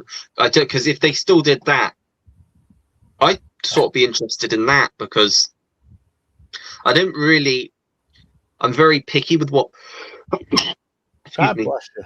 With thank you. With what games I play now, like First Light was the first new game I'd played since I got my PlayStation. Like I'm really picky on what games I get, especially new. Games wise, the only thing I really my PS5 now really is the way I watch my films. I have got a 4K player, but my PS5 is just a whole lot better. But the only game I really play on my PS5 now is Fortnite, just because it's quick, it's easy. If I've got 10 minutes to kill, I can just pop on there for 10 minutes and play a game in and out. But like, I'd like a service where you could just like say rent a game for like a couple of weeks, and then I would probably play more of the newer games, because I'd be quite interested to see what that new Lego Batman's like. Because like I said, I used to play the original. I played the original ones on the 360 when they came out. How are they possibly going to do like baseball and like the football, especially because is Madden really big over there for you guys too? The NFL Madden? Yeah. It started off on the Amiga and the Mega Drive back in '93, and we've had the yearly updates. Oh, okay. Because next week the college game comes out, and there's like about 3 different college teams that are not allowing their players to be on the game. So NCAA just said "fuck you," and then just, like so those teams won't be included in the game. That's a bit like FIFA. Well, it used to be called FIFA. It's now EAFC, because basically FIFA turned around and said, right, you can't have the license no more. Wow. So, yeah. Yeah. What comes to no surprise to anybody, and I said it as soon as they announced it, the live-action remake of Moana has ridiculously bombed. The reviews are absolutely shocking. Unfortunately, the people that have been given it, and I don't want to name names because I don't do that, but the people that have given it positive reviews that I've seen aren't people I'd necessarily trust on reviews. They're people that there's one specific person that I know Andy knows. Well, I think all three of you probably know them. And pretty much most films like that, especially the Disney films, whatever, even if it is a shit film, he'll say he likes it. But I've not seen one positive review about it. The trailers look awful. Everything I've heard about it is like a horror, literally. And yeah, it's completely bombed. Lost Disney a load of money. Just a waste of money. Yeah. I don't understand why they keep doing it, because like, especially with something like this, because the original film came out less than 10 years ago, and they've already done a live action remake. It's ridiculous. Well, the thing is, apparently, it's meant to be a shot-for-shot, line-for-line remake. It's literally like the remake of Psycho, shot-for-shot, line-for-line. Now, instead of wasting that money on a live-action remake that wasn't needed, same as the Lion King remake, to me, that wasn't needed. I only watched a couple of clips and I was like, no, this is bullshit. Because with the animated original, they could give the lions expressions, so they could show their emotions and that. You didn't get any of that in the live action. Well, I say live action, it was CG, wasn't it?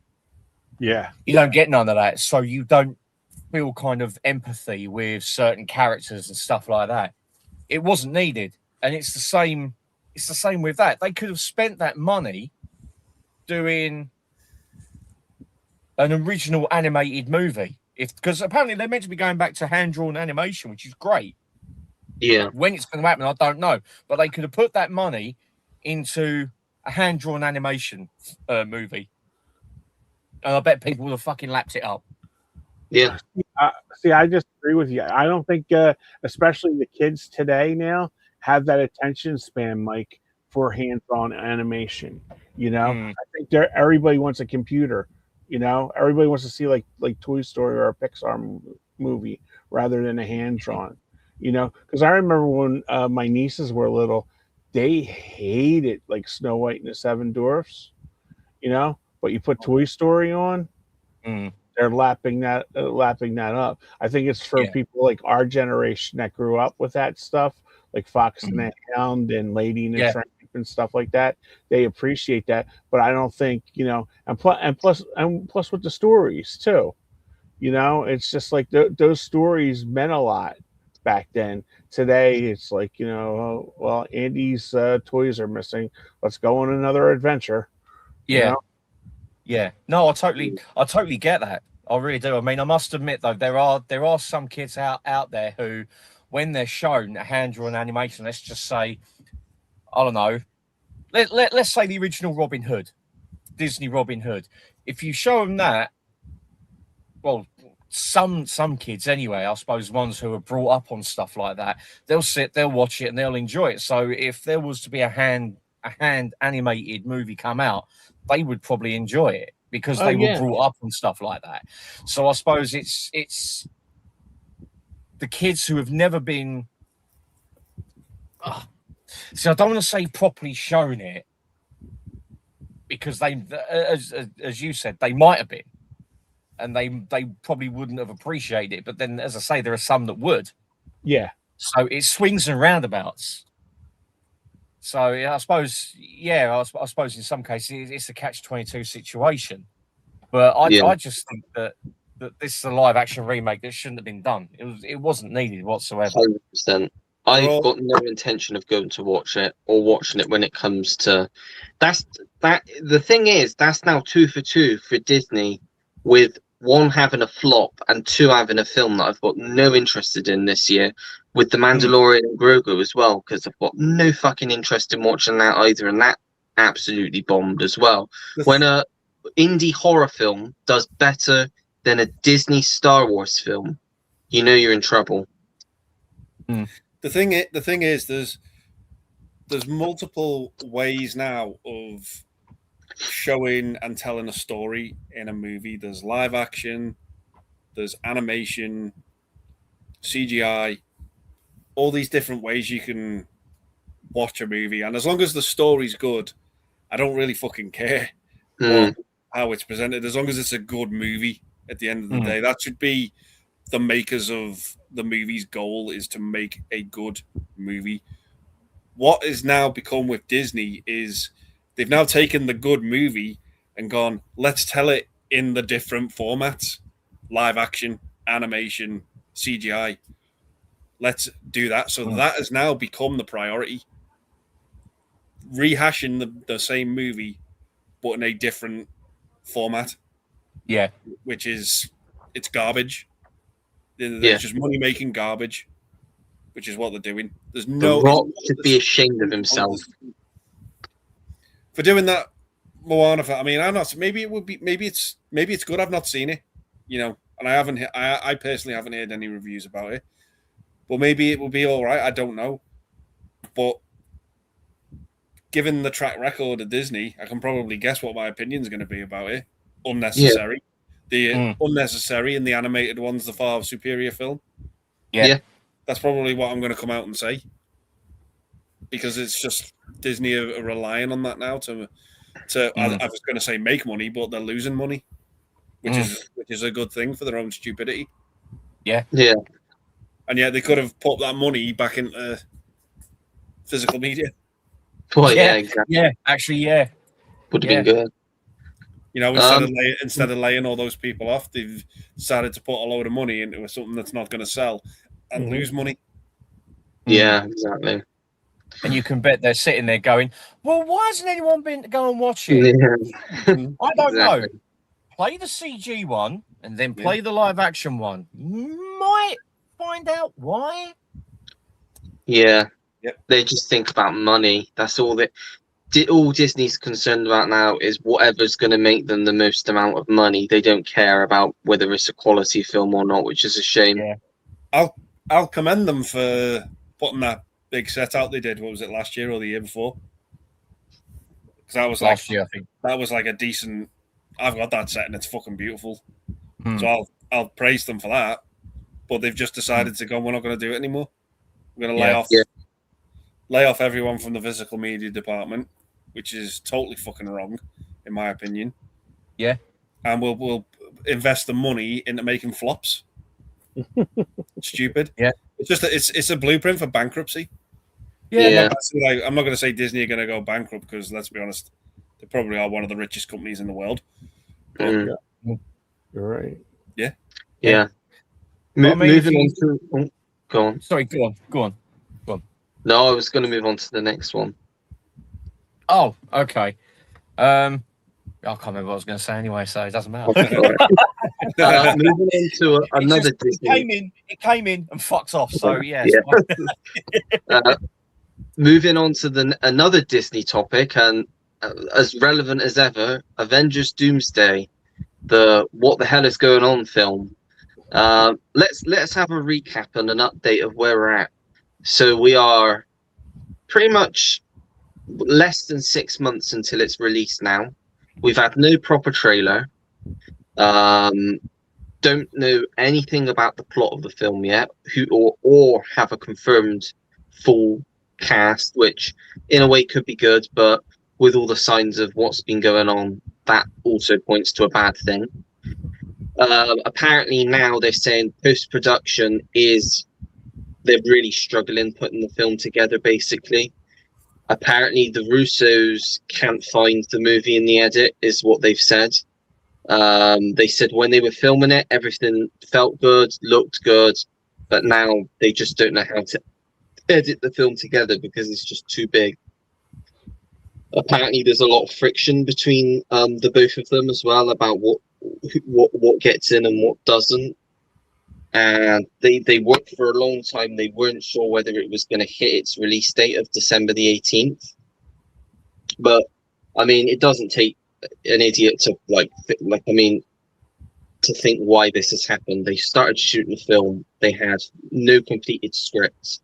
They had at least 60 actors involved in the film. A lot of which still 60 haven't been actors? confirmed. Holy shit. Yeah, over at least 60. And that's just for Doomsday. Secret Wars is supposed to have even more. And that's supposed to be out next year and hasn't even started filming yet. It's not happening. I can tell you that now. Too many characters. Too many characters. Yeah. Yeah. Even the actors don't know what's win, going on. They're trying to win back the fans over. Yeah. That's what they're trying to do. Rebecca Roman said, whilst they were filming it last year, she was interviewed. And what she actually said on record that they hadn't finished writing the script, and this is her trying to sort of promote the film before it's even come out, and that's not a good thing for one of your actors to say, "Oh, there's not a finished script and we're filming it." Like you don't say that about a film that you're in. Yeah, it frightens me that. It frightens me how much money Disney have put into this, because if your actors, we all know actors have read scripts and they've turned the projects down because they don't like the script. Yeah. They say actors have come out and said they don't like the script. Disney have offered these actors that much money that a lot of people involved in this film said they weren't going back to Marvel ever again. They've said, like, we're not going back to these characters. Some of them have said, I've retired from acting. They've come out of retirement to be in this movie, and they're saying the script is shit. Mm. Yeah. So they're only involved in it because there's a big fucking paycheck. Yeah. Yeah. Do you want to hear my prediction? Yes. I think this is just me thinking logically. This will be the last MCU film. I think after Doomsday, I think this film will finish the MCU. I think I cannot see, with everything that we've heard about this film behind the scenes and everything, I cannot see them getting a great film out of this like they did with Endgame. I think this is going to be another like mess of a film, and I think the reason why there isn't any films slated to come out next year at the moment is because they know that they've got a stinker on their hands. They know that this film they're not sure what's going to happen. I think Marvel are unsure on how this film's going to play out and how well it's going to do, so they haven't committed to any future films. I could be wrong, because Comic-Con's in a few weeks. They could announce a whole slate at Comic-Con. It's just a bit weird that we're halfway through the year and there's no films dated for next year yet, and I can't see them getting a film out sort of for the summer now, having not started filming. I'm telling you now, if they announced a Punisher movie, fans would go ape shit. Yeah. But they won't do that because, again, Marvel and it's Disney. They're concerned about is making money, and the fans want that. But Disney doesn't think it will make money. Ollie, and I told you this a couple weeks ago when I watched it, if they put out Let's Kill physical media, that would have made a mint for them, because that's all people were talking. That's all people were talking about online. How great it was, and for 51 minutes, pure action, and just like guys are beating the fuck out of everybody. I don't understand why they're against putting everything out physically. I don't understand it. Yeah. They want everyone to subscribe to Disney Plus. That's why. Yeah. That's what they want. Yeah. It's control. They want control over everyone. They want control over what you watch. They want control over who you spend money to, which is them. Yeah. They want control. It's the perfect definition of the word monopoly. Yeah. They're just monopolizing everything. Yeah. I honestly think if Doomsday doesn't make over $3 billion, possibly $4 billion, it's going to be deemed a failure by them. Yeah. They built it up to be this big film. If it makes one penny under $3 billion, it's a failure. I seriously think that this could be the film that ends the MCU, and I think that's a good thing. I think they need to do what DC did and stop, have a couple of years to rethink, replan, do something different. Don't retread what's already been done. Focus on different characters. There's so many characters under the Marvel pantheon that they could put into a film. I think they just need to draw back, start fresh, end it after Doomsday, and realize that what they've done over the last, since 2019 hasn't worked. Not one single film has had the same effect that any of the first films in the first 15 years. Yeah, because I think if you look at it, ever since Endgame, exactly, yeah, nothing's felt the same. No, Endgame for me was the perfect end. That is how it should have ended. Mm-hmm. And I've many people that I've spoke to about it, they've even said it was the perfect end. But they wanted more and more and more. It feels now like an overstretched epilogue after Endgame with every film to come out since. They couldn't not continue making movies because Endgame made too much money. Yeah. It was a case of we can't let this, we'd be mad to stop this money train coming in, so we have to make out a movie. So the quality dropped because they couldn't, for whatever reason, the quality just wasn't there in those movies. I honestly don't know how they afforded this. This is the people that are supposedly in the film. I don't know how they afforded all these people. It's ridiculous. Right, I'll read through the list as quick as I can. Pedro Pascal, Robert Downey Jr., Vanessa Kirby, Eben Moss-Backrack, Joseph Quinn, Anthony Mackie, Chris Hemsworth, Letitia Wright, Paul Rudd, Simu Liu, Danny Ramirez, Winston Duke, Tenoch Huerta, Florence Pugh, Sebastian Stan, David Harbour, Wyatt Russell, Hannah John Kamen, Lewis Pullman, Tom Hiddleston, Patrick Stewart, Ian McKellen, Alan Cumming, Rebecca Romain, James Marsden, Channing Tatum, Kelsey Grammer, Chris Evans, Hayley Atwell, Benedict Cumberbatch, Ryan Reynolds. That's just confirmed cast members. There's also these which are very likely to also be in the film. Hugh Jackman, Elizabeth Olsen, Paul Bettany, Xochitl Gomez, who was America Chavez, Brie Larson, Tessa Thompson, Jeremy Renner, Don Cheadle, Karen Gillan, Iman Vellani, Denai Guerrero, Kiki Kwan, Tiona Paris, Will Poulter, Dominique Thorne, and Sophia DiMartino. And probably Catherine Hahn, because they're going to probably want Agatha in it. Yeah, maybe. And Sam Jackson's probably going to be in it as well. Yeah. How do they afford it? I know they've got shitloads of money, but how can they? It's not financially beneficial for them to create a film when they've done so bad with this many people in. They needed to get a row of successful films before they went into this film with this cast. Because if this bombs, that's it for them, I think. It's a panic. It's a complete and utter panic. Yeah. Mm-hmm. Yeah. It's a panic. It's like we're throwing everything at it in the kitchen sink. Yeah. Exactly. And you know what? The way that you said that they didn't have a completed script, you know what it screamed to me? Alien 3. Star Trek the Motion Picture. Two films that I really love. They didn't have a completed script, but they had brains with how to end like the films and that. William Shatner was on record as saying that he came up with the ending for Star Trek the Motion Picture. With the ending for Alien 3, they went through various drafts and they just cobbled it together. And they was still writing on set. But people hated it. But I loved it.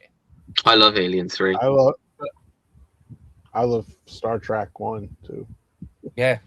It's that's what I mean. It's like now they've got their fans, but when you've got, but Star Trek the Motion Picture was about 20. Was it? It was either 20 something or 40 something $million to make back then. Alien 3 was what, 30, I think.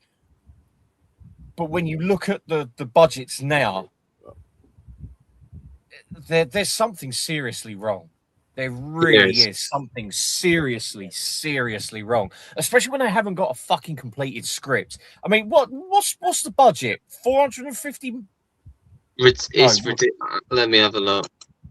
is it It's like something gonna like?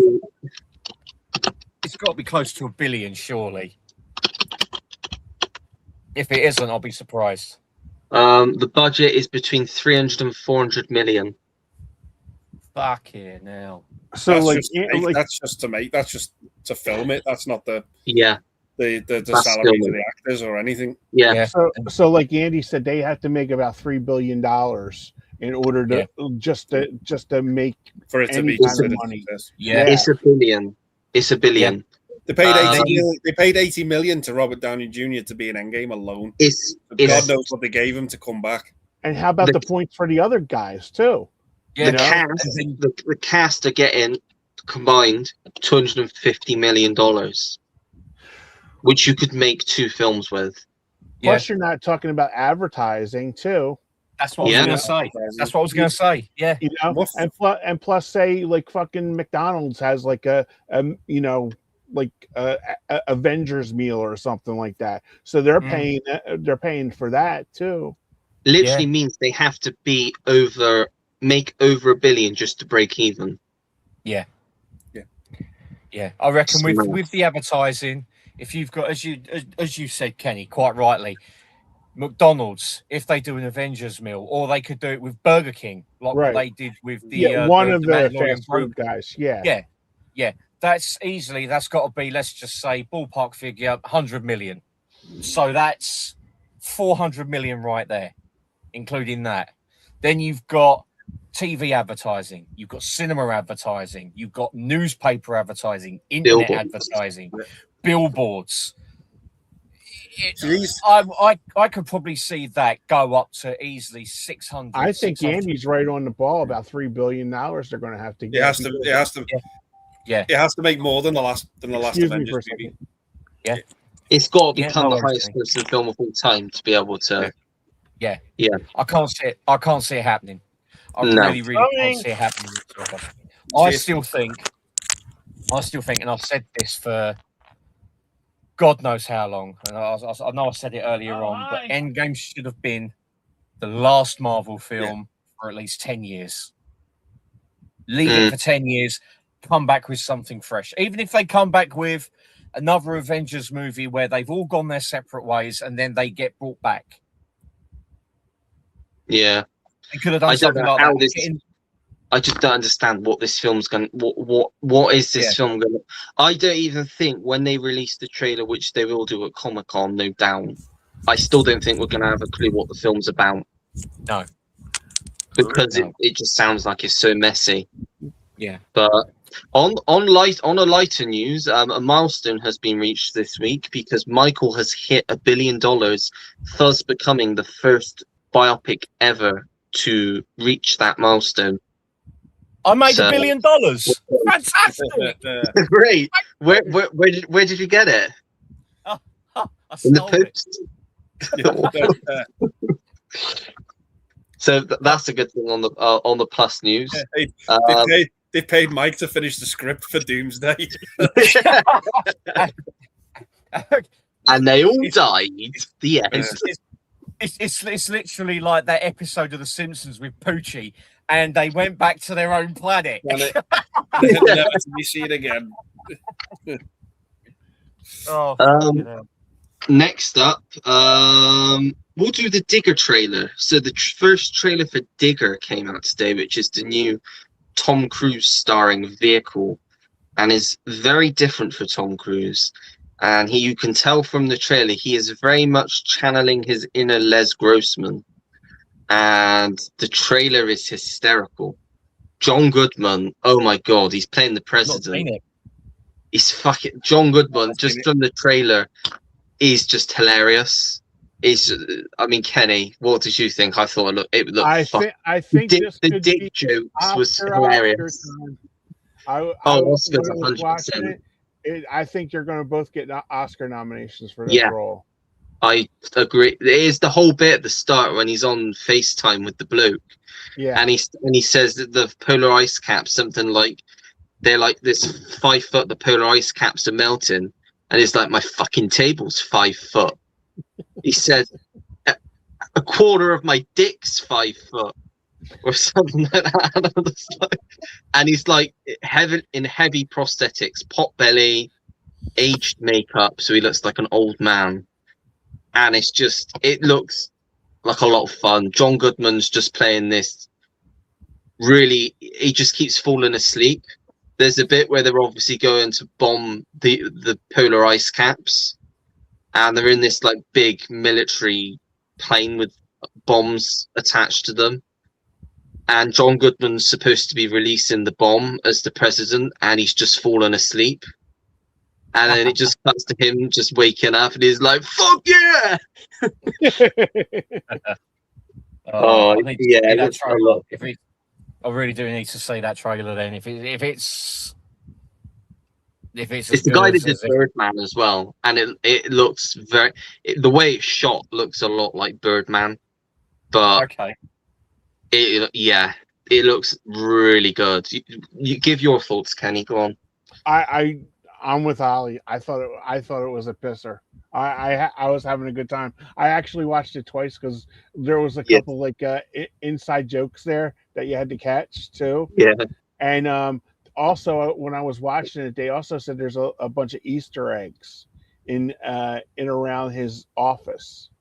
Okay, I'll have to look at that again. Yeah, so I thought that was kind of interesting too. So I was wondering what kind of Easter eggs are in that. You know what I mean? It's like, are they doing like a Tropic Thunder, kind of thing, or is it just with like Cruise's career? I don't know. Yeah. So I'm interested. That really made me interested to see the movie now. Yeah, it was the bit with the cat though. He goes to the doctor. He says to the doctor, "Tell me, how long does he have left?" And the doctor goes, "Between 20 days and 5 minutes." Just like, what? It's just this delivery. It's like this British guy just speaking to him. He's like, "Tell it to me straight. How long does he have?" And it's like, but he just says between 20 days and 5 minutes. Okay. It's just so. Some of it is just so. It's very. I tell you what, film it really reminded me of, like satirically, Doctor Strangelove. It has that feel to it. Really has that feel to it. Because it is basically very dry humor. Yeah, and he's basically this really rich oil tycoon, and he's decided he's going to save the world by basically destroying the polar ice caps. I need to see this trailer and now. You've got a tyrannical president played by John Goodman who keeps falling asleep throughout the trailer. Riz Ahmed, who I think he's playing like a foreign, he's like his advisor, but he's like got a really dodgy foreign accent. It looks a lot of fun, really does. And I'm pretty sure, was that Bowie singing in the background? Was that a Bowie song? I think so. I didn't catch that because I was trying to catch like other stuff that was in like all around. When I seen they said about Easter eggs in the office, that had me intrigued. So I was like trying to watch that. That's why I watched it a second time. But I think it was a Bowie song. Yeah. If put it this way, if it didn't have all over the trailer, smacked over the trailer that it's a Tom Cruise film, you probably wouldn't know it was Tom Cruise because of the prosthetics, and just his voice just completely goes because it's like really like a real southern drawl. Yeah, this is gonna, unless somebody comes up with that, this is going to be his Oscar win. I think he will win. I think he'll win the Oscar for this. Yeah. I mean, it's a bit premature considering nobody's seen the film yet, but they've been building up that this is his film. This is that they're really pushing for this. And I think I said a few months back that it had test screenings. Yeah. And the people that saw the test screenings said that Goodman and Cruise are gonna they're definitely nominations at the Oscars. And I think Goodman should have got a nomination. He needs to win. Cloverfield. but I think he needs to win some. He's deserved an Oscar for years. Oh yeah, Yeah. that's why Yeah. I thought he deserved one for 10 Cloverfield Lane. I thought he was that good Oh, in it's that so movie. creepy in that. Yeah, I and need to watch that film again. He I ain't just, seen it's it. like Oh, jeez. halfway through, he just snaps and Yeah. just completely changes. And yeah. I He actually should have won an went Oscar to. for Barton Fink. What's that? Barton Fink. He should have won an Oscar for Barton Fink. Yeah, I've heard that. Yeah. Fucking great in that. I thought he was great in The Big Lebowski. Yeah. As his Oh, friend. yeah. Just fucking completely Walter. unhinged, but he's hilarious. He really Also, is. it's in the car and he's got the fucking machine gun, and he just dives out of the car to start shooting. And raising Arizona as one of the bumbling buddies of him. Oh He was God! so funny. Go back even further. Go back to Revenge of the Nerds. He plays the coach. I fucking hated him in that movie. Yeah. He's a douche What in a that film. douchebag, He's yeah. an absolute arsehole in it. Yeah. Yeah. I just love him in Big Lebowski when he brings the dog bowling. You brought you bought a Pomeranian bowling? He's like, what do you mean bought it bowling? I didn't rent his shoes.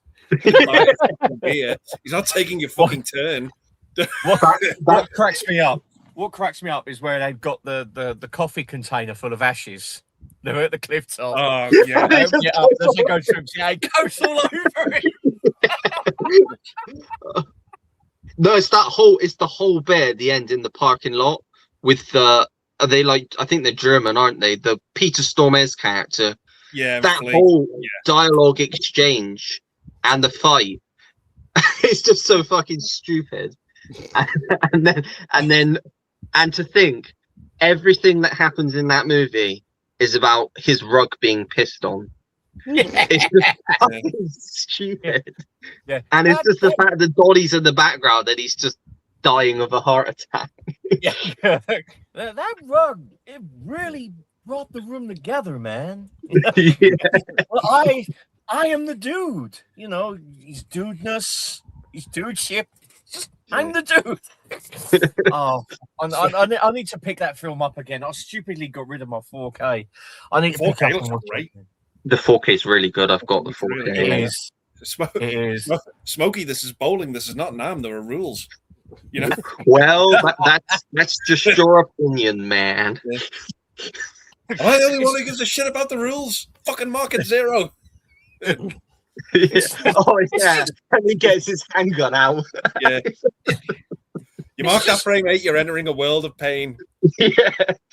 It's just that bit at the beginning where they just get Jeff Bridges' head and just shove. I think they shove it down the toilet. Yeah. The bit that gets me is when Peter Stormare's character comes into it randomly, and the dude's just sat in the bath, and they've got the ferret, and they just chop the ferret in the bath. When he's in the taxi cab and he's like, "Can you change the station? I fucking hate the Eagles, man." Yeah, and he just pulls over and chucks him out. He's like, yeah. Fucking what you talking about? Yeah.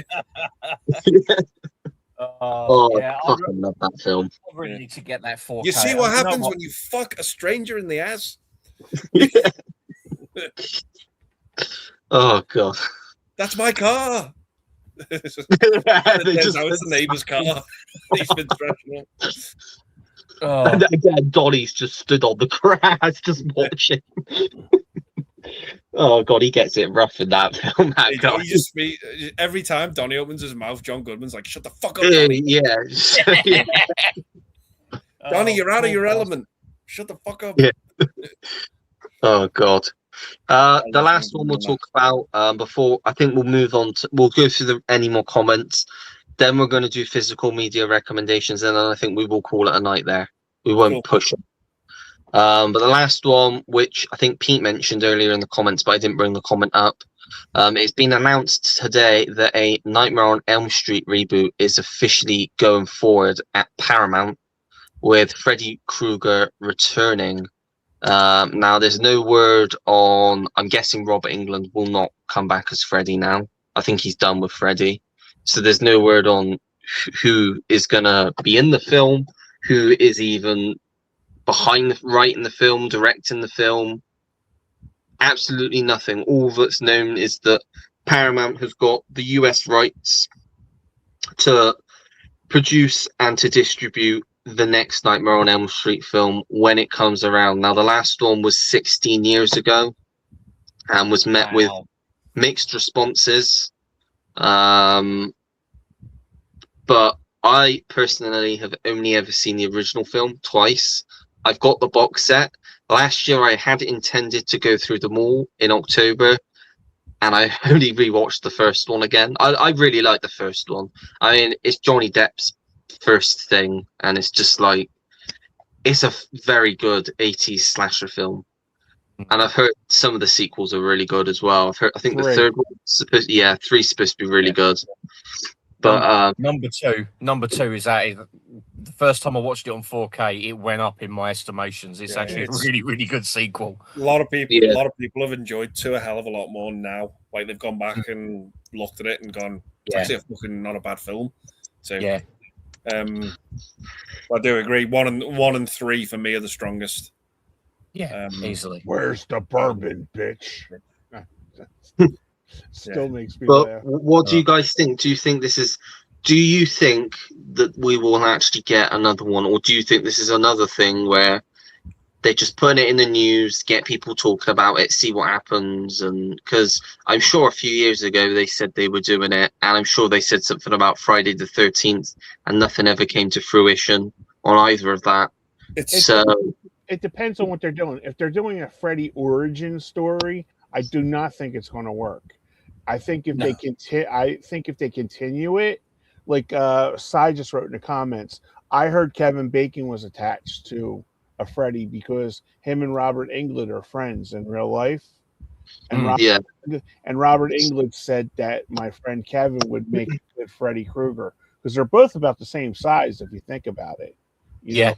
Physically, and Bacon's a great actor, so he could get into that role. So I don't know.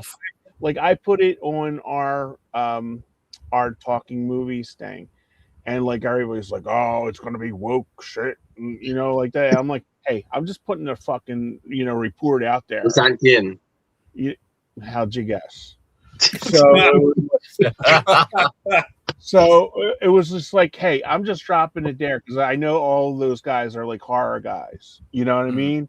So it was just like, I just put it out there, and I'm just thinking, because I said, well, if it's woke thing, you'll see it's either Freddy's a woman, a tranny, a gay guy, or a black dude. To make it like in their like they made they did a Burbs remake here in America. With a black girl. Yeah. Why? Well, you know what? If they were to do a Nightmare on Elm Street follow-up, I actually had an idea years ago that I was going to do a book, and it was going to focus on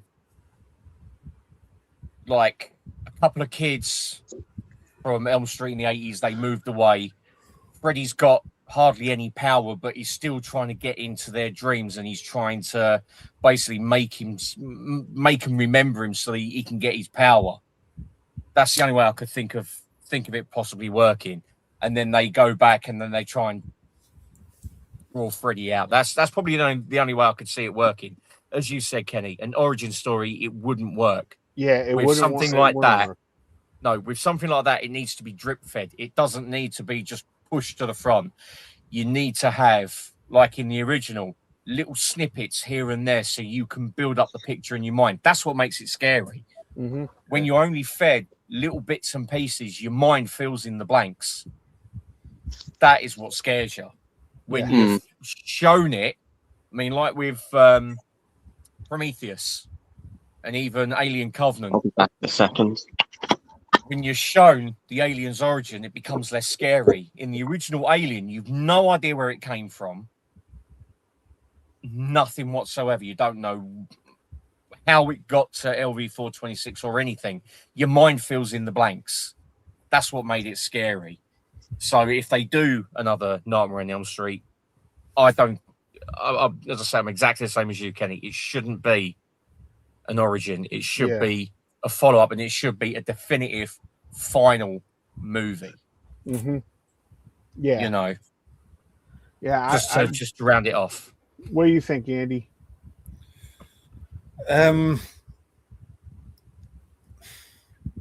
It's been a long time since we've had anything Elm Street property wise.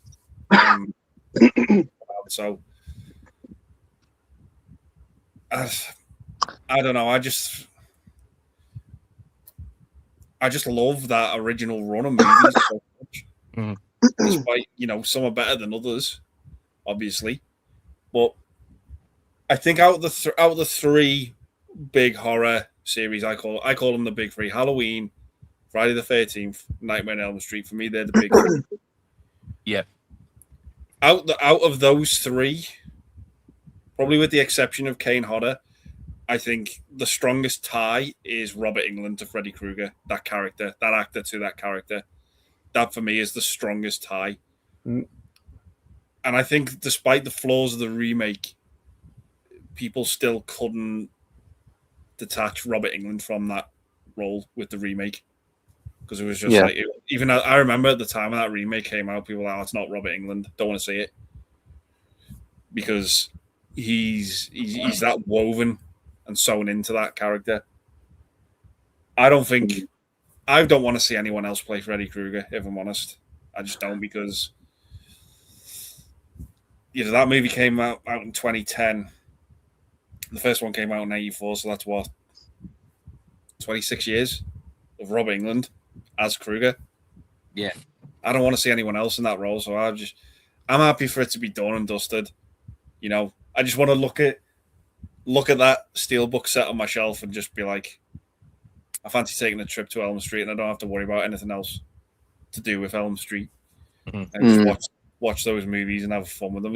Like I said, some are better than others. I know a lot of people hate Part 6 with a passion.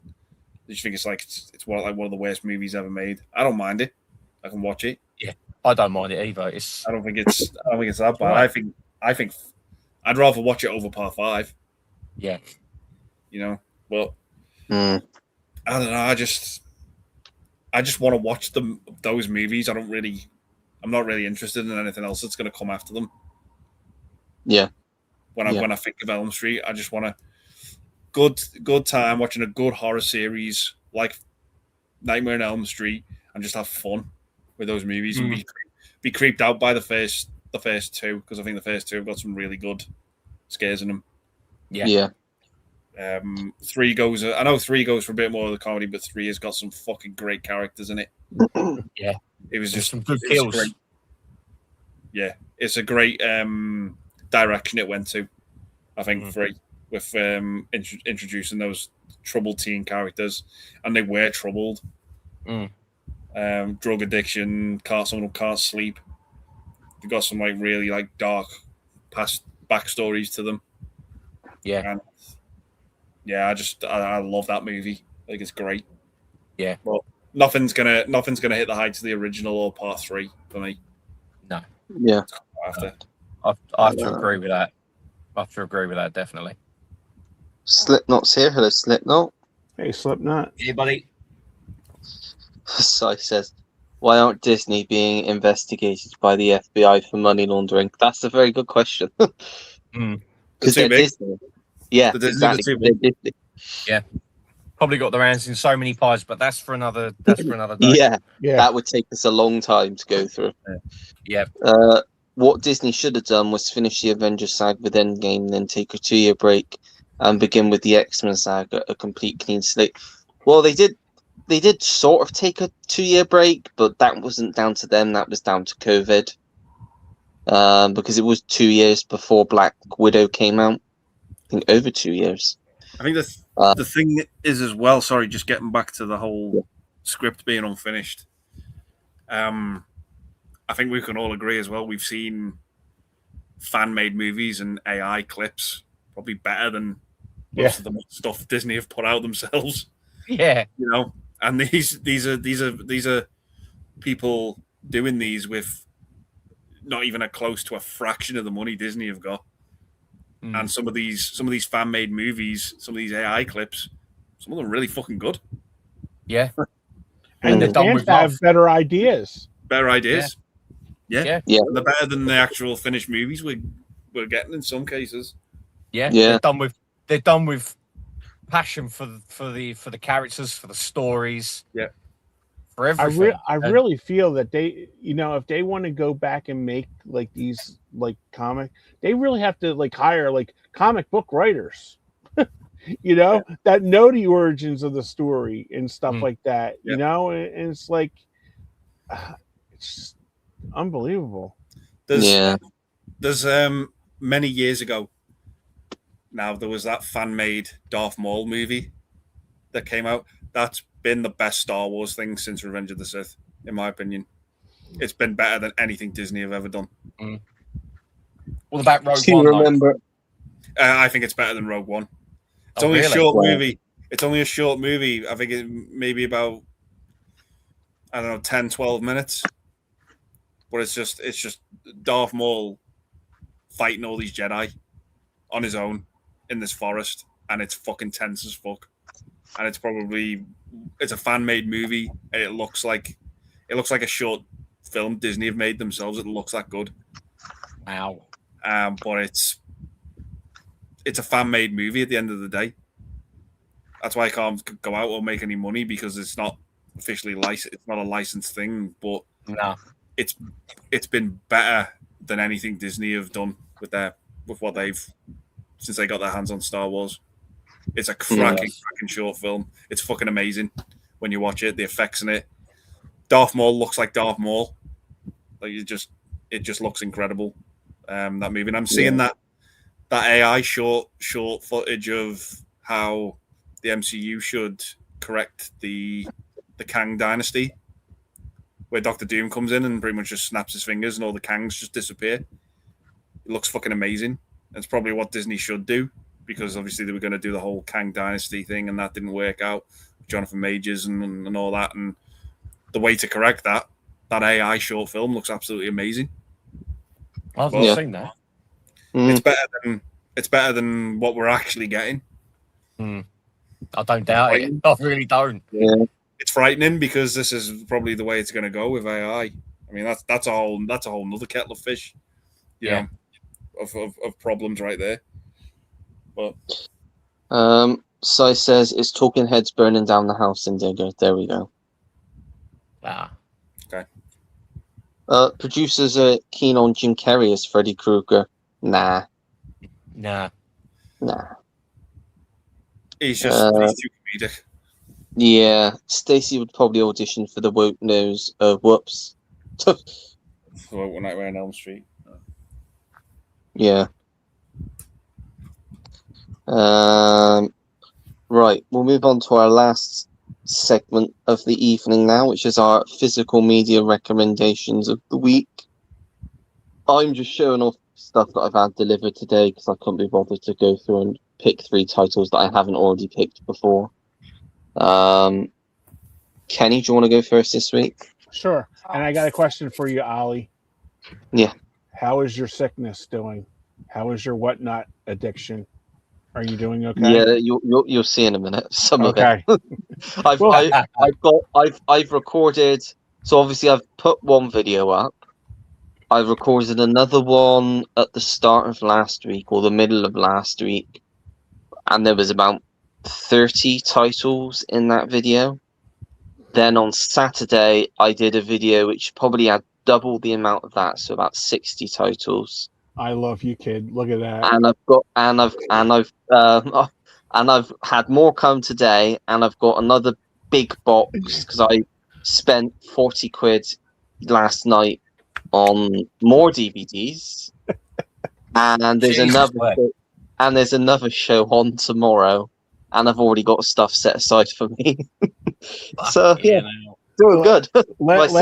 Last night they were 2 for $1. So I went a little bit, crazy. I do that, yeah. Got to go crazy. So you know what, Andy? I think they're both trying to equal your movie run. Yeah, we're jealous. I'm telling you, he's my hero. Look at that. Those are DVDs from the last 2 days. Oh my god. Yeah, I know. Hell. I know. Yeah. I'll show you this. I'll show you this quickly. Not a lot of people see this, but You were. We're friends. Oh, We're friends. only a few people. well, yeah, not a lot, but there's like a shit ton more in front of me. Like I haven't even fucking filed away Oh yet. wow. As well. Oh, mama. Yeah, I've got and there's still more coming. Yeah. Oh no. Yeah, I would show off my. Yeah, it's stacks. getting close to. No. It's getting close to 7.5. We all do it. We all do it. You know. Yeah, I've got a mixture of movies, boxed Amiga games, collector's editions that I've had to leave in the actual cardboard mailing boxes. I've got a few CDs. I've got box sets everywhere. You're all over the place, Mike. Yeah, I know. I can't help it. And you know what? Over the past couple of days, I've bought stuff from CEX. I've bought that Jackie Chan set from HMV. I've had another Amiga game come with a Alfred Chicken and that. And yeah, I need to go through, get rid of some bits and pieces that I don't want, and get some units, because I've got a unit there I got from IKEA. Wow. And about 6 months ago, no, I tell a lie. 3 months ago, I was meant to have got another 2 and sorted out the wardrobe, got rid of that, put the units up, got a chest of drawers to put my clothes in, and I've made 0 effort. So yeah, it's going well. Well, my best friend's sister is moving to North Carolina, so she said, I left Kenny something. My buddy goes over and picks it up.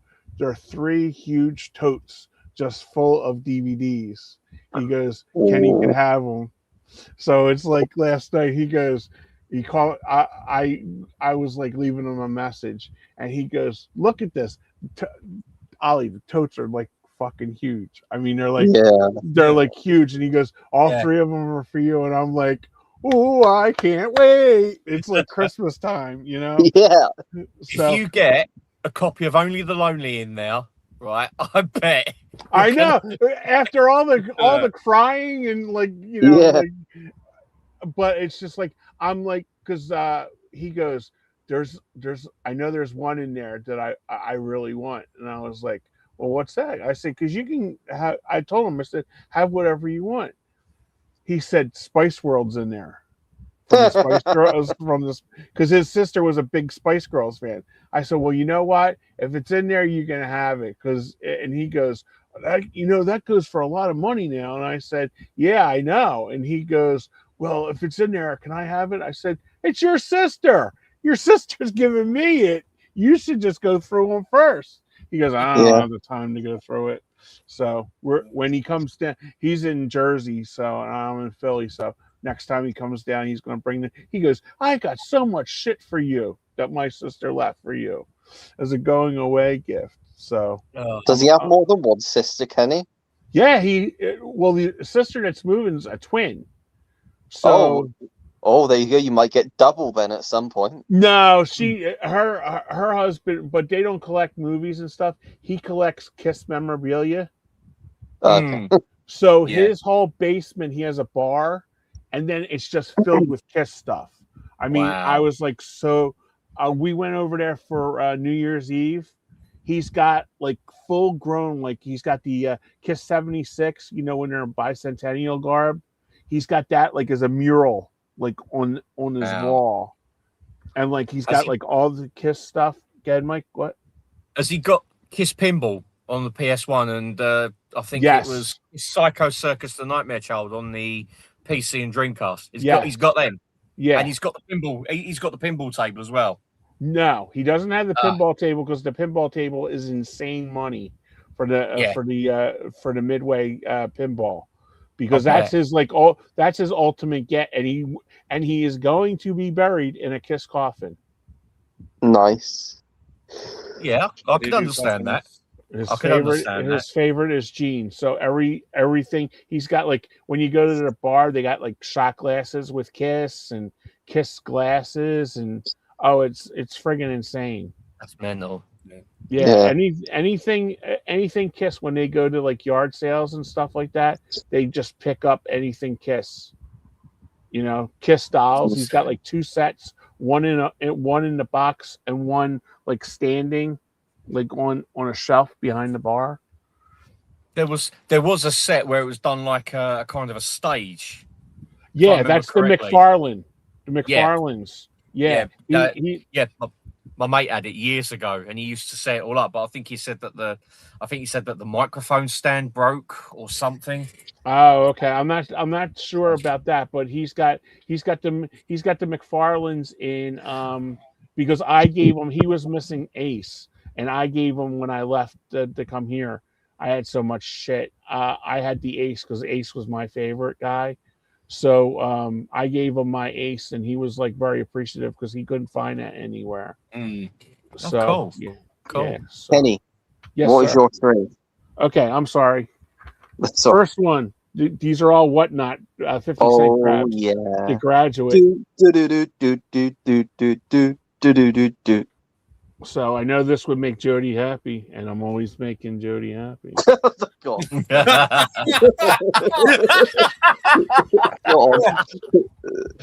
You swallow, Kenny. Next one, James Cagney, Picture Snatcher. This is a really good gangster movie from 1934. Okay, I've heard of that one. Yeah, this is a good one. It's part of the Warner Brothers gangster collection. If you get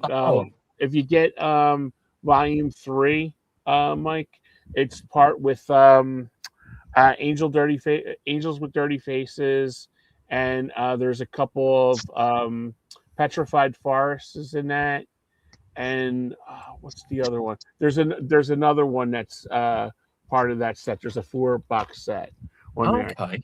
And this one's just a fun one and makes me laugh, and I rented it a lot. National Security with Martin Lawrence, Steve Zahn. This is just fun. So, and I didn't have that part of my collection, so I just wanted to pick that one up. So Nice. Those are my 3. Nice. Mike, do you want to go next?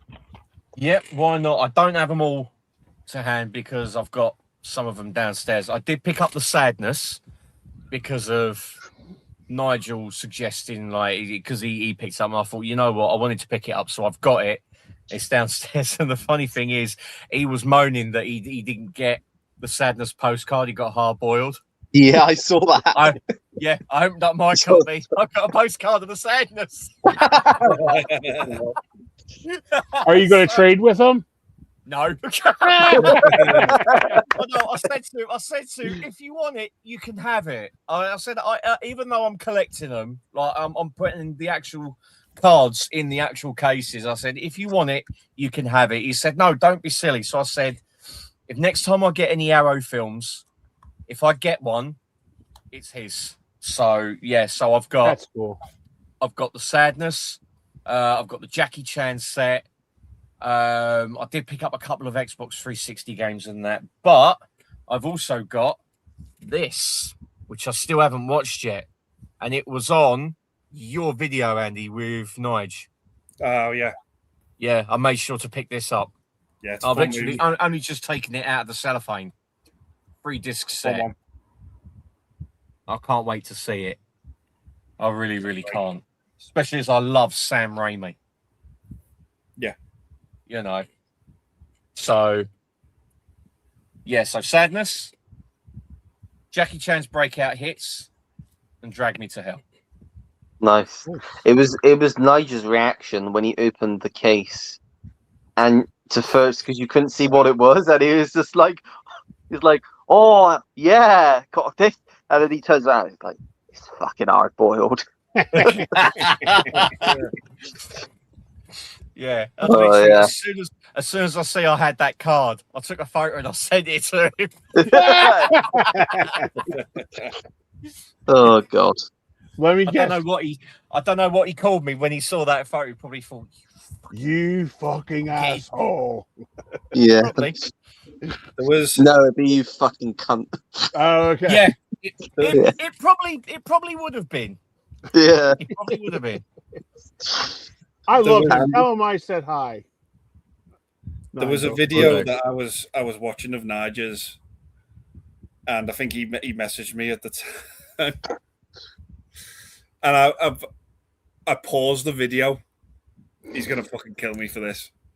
No, tell us. I paused the video just randomly, just so I could go and answer his message, and I came back, and the picture on it, the look on his face when I'd paused the video. You got a never photo? Yeah, Please tell Oh, me you've got a see. photo. I Please. do. I Let's took, see. Oh, I took a screenshot of it, and I texted him the picture, and I said, I've just paused your video, and this is what it's paused on. And he just messaged me back, and he went, God, that is one miserable cunt. Send it to us on. Send it to us on mess. Oh, you can show it on there. oh, you know what? Send it to me. Yeah. Send it to me. Because every time I do a video, I always put at the end an RPP production in association with Bell End Films, and I put a picture of him. That's perfect. I want to use that for Bell End Films. Andy, you can use that. I couldn't have timed that. I couldn't have timed it better.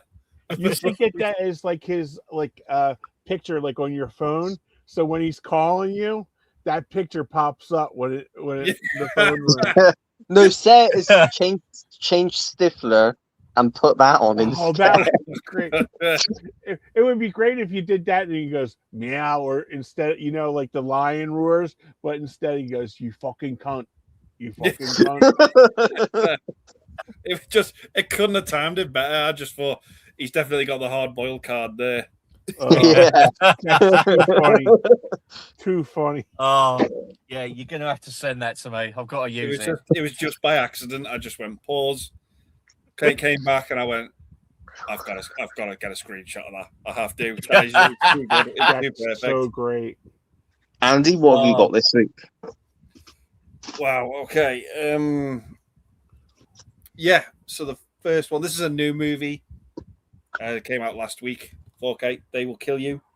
Oh, that was Oh, fun. yeah, I picked that up as well. Yeah, well. that was fun. That was. Yeah, I really enjoyed this one. I love the ending to this with the pig. I'll just say that. Yeah. Yeah. A lot of fun. Yeah, just really, really enjoyed it.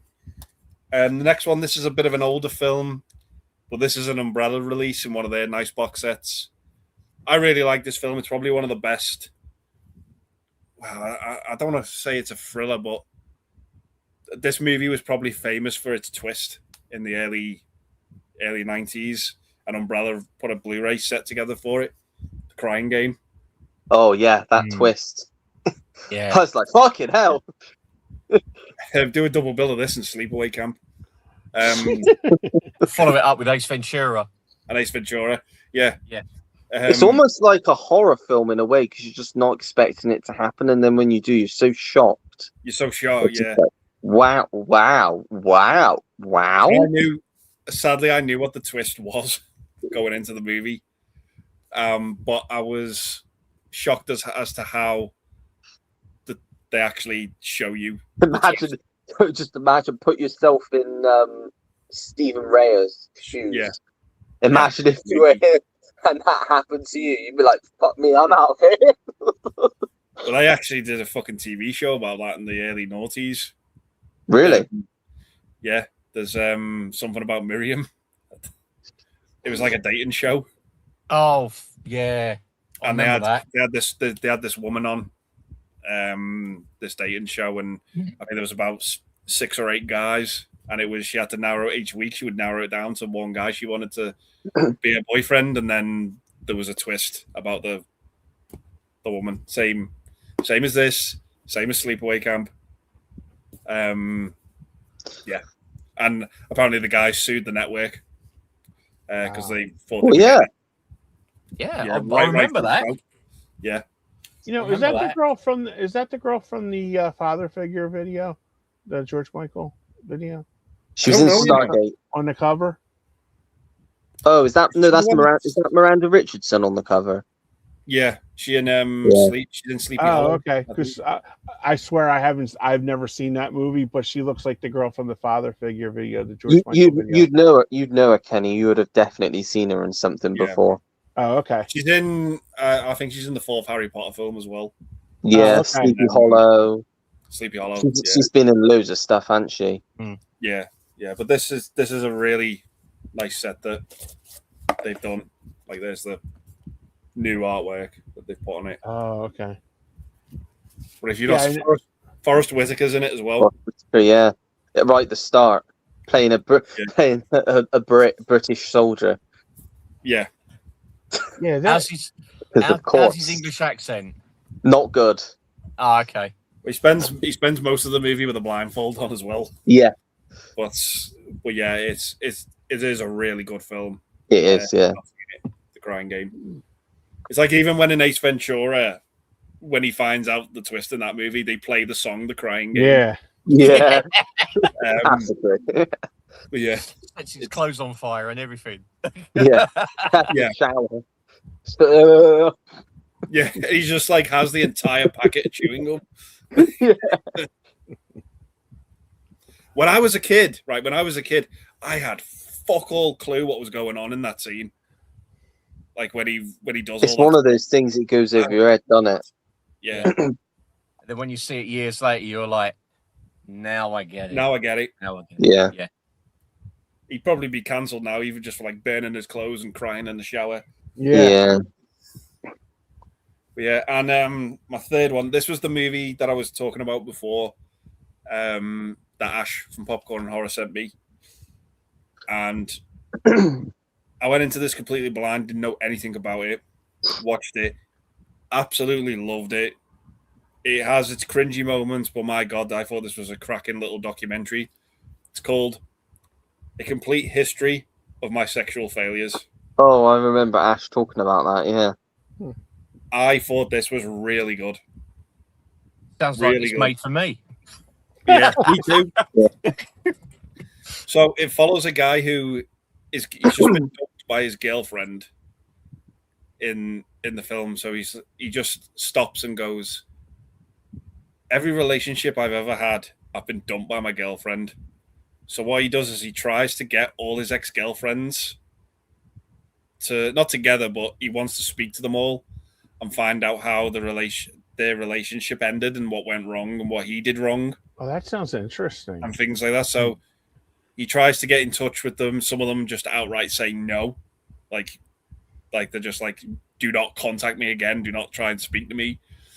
It's really embarrassing. The part he actually gets his mum to get in touch with one of his ex-girlfriends. Oh, are you kidding me? Oh, God. It's fucking, like, some of it's really cringy. There's a scene where he takes Viagra and he just goes around asking random women if they'll fuck him. Like, in the street. It's so cringy. You really, really, like, yeah, Mike, that was my reaction. It's really cringy. But it's really fascinating to watch. It's really good. Really good. Heartbreaking at times as well. With one particular ex-girlfriend, the one he spent the most time with. It was heartbreaking. I've just seen a comment in the comment section, and you couldn't be further from the truth with this comment. It's nothing like it. Broken. No. Broken Flowers is about a man going around to try and see if he has fathered a kid. Child. Yeah. This is Not like that. Not like no. No. But it was just fat. There's a point in the movie where he ends up in a sex dungeon, and the dominatrix in there is twisting his balls, and you actually see it. You actually see him. Wow. Okay. He's handcuffed to this wall, and he's got his manhood out. The woman has hold of him there, and she's twisted his balls, and then it just cuts to him like a second later. He's like, I think I've lost sight of what this documentary's going to be about. Is it a British documentary? What's that? Is it British? Yeah. Yeah. Yeah, he's like, I'm there trying to figure out where I went wrong in all my past relationships, and instead I find myself in a dungeon getting my balls twisted. It's like I've lost I've lost sight of what I'm trying to achieve here. But it is really good. I really, really recommend this, and I thank Ash so much for sending a copy of it my way because I really enjoyed I'll it. have to try and track that down. Yeah, for It's people kind on of- AMC Plus here. It's So- kind Have of you got AMC Plus, Kenny? I do have AMC Plus. Yeah. Well, I'll tell you what. Because I have my IFC fixed. I know what Kenny's going to be watching tonight. Well, No, I'll be I watching recommend the it. baseball game tonight. well, I'll tell you But what. it If you was- fancy watching a documentary that ends with someone getting their balls twisted, then hey, yeah. Yeah, there you go. It was really fascinating, and you kind of just look at yourself and go, "Oh, fucking hell," you know. Mm. But I was surprised by how many girlfriends he had. He must have had about 20 ex-girlfriends. Wow. It's ridiculous. But yeah, they all ended. Everyone ended with the girl dumping him. So he was trying to rally them together and go, Like Good Luck Chuck. say what happened, what went wrong, and some of it's really hard hitting. It's got Yeah. a 6 point. Everything I read on IMDb, Andy, 6.2. I think it deserves more than that. Okay, yeah. So I mean, they said it's a beautiful story of futility. a beautiful It is- story of it's holes really good. being twisted. I think it's one something like every guy should watch. I reckon. Yeah. Nice. I'll quickly run through the stuff I've had delivered. Some good stuff in here. Kenny will be happy. I From will be Whatnot. happy. From Whatnot on DVD. Sorry, I see got. this. Sorry, I got you. Yeah. Sorry, I got you on there. So all yeah, I've spent my money, you bastard. All of these were either, I think quite a lot of them were £2 for £1. The rest were £1. I didn't pay any more than £1 for these. So first one's Jeremiah Johnson. Great movie. Good film. Very good film. How to Murder Your Wife with Jack Lemmon. That's a good one too. Seen that one. And Werner Lisi from 1965, that one. Escape to Victory. Haven't seen Classic. that one. Classic That's boys' 50p, I own think. adventure film. That great film. It's basically it's a World War II film, Kenny, and what it is, you've got these guys in like a prisoner of war camp, and the Germans who run it, they want to try and basically do like a football match between the Allies who were prisoners and like the German officers as like a bit of propaganda. You got Sylvester Stallone, Michael Caine. There's also some British footballers like Bobby Moore. You got Pele's in it. Pele.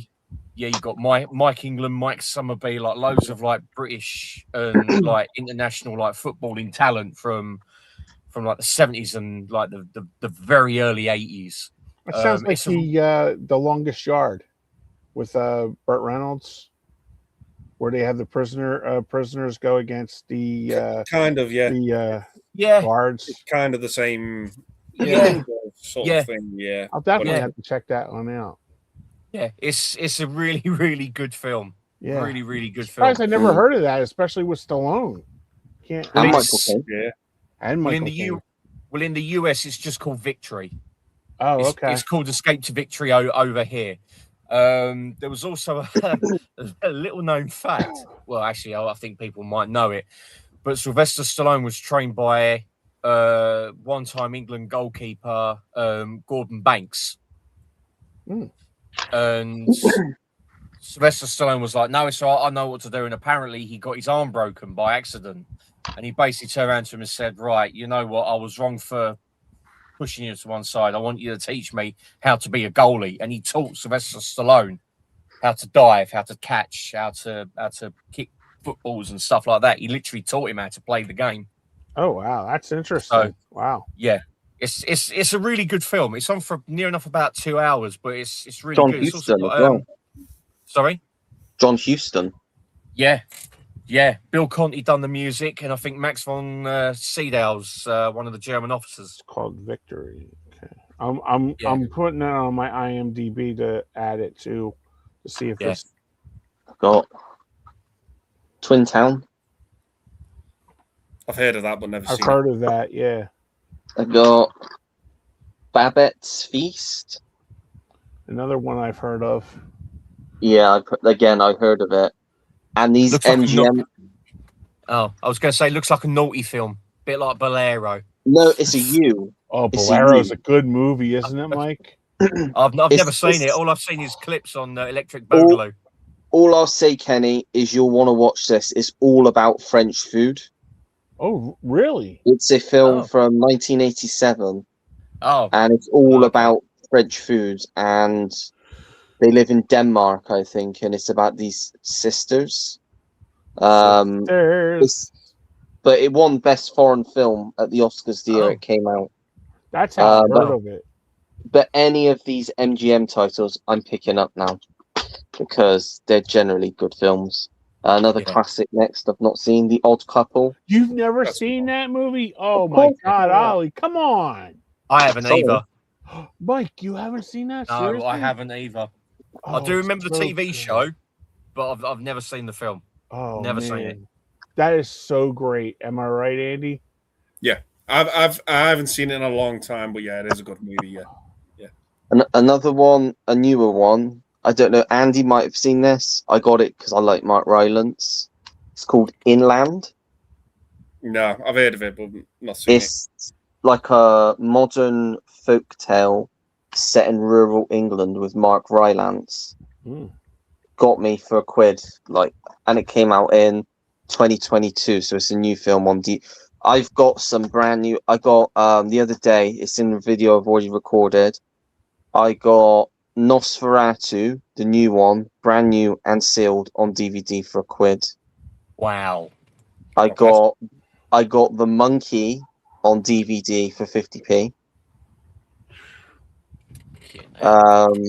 There was Yeah, there's a few others. The I'm new, telling you, Mike, the new Dracula with Barton's Luc on that. Besson. The new Luc Besson Dracula, £3, That's great. I got it for and it $5. came out in January. Yeah.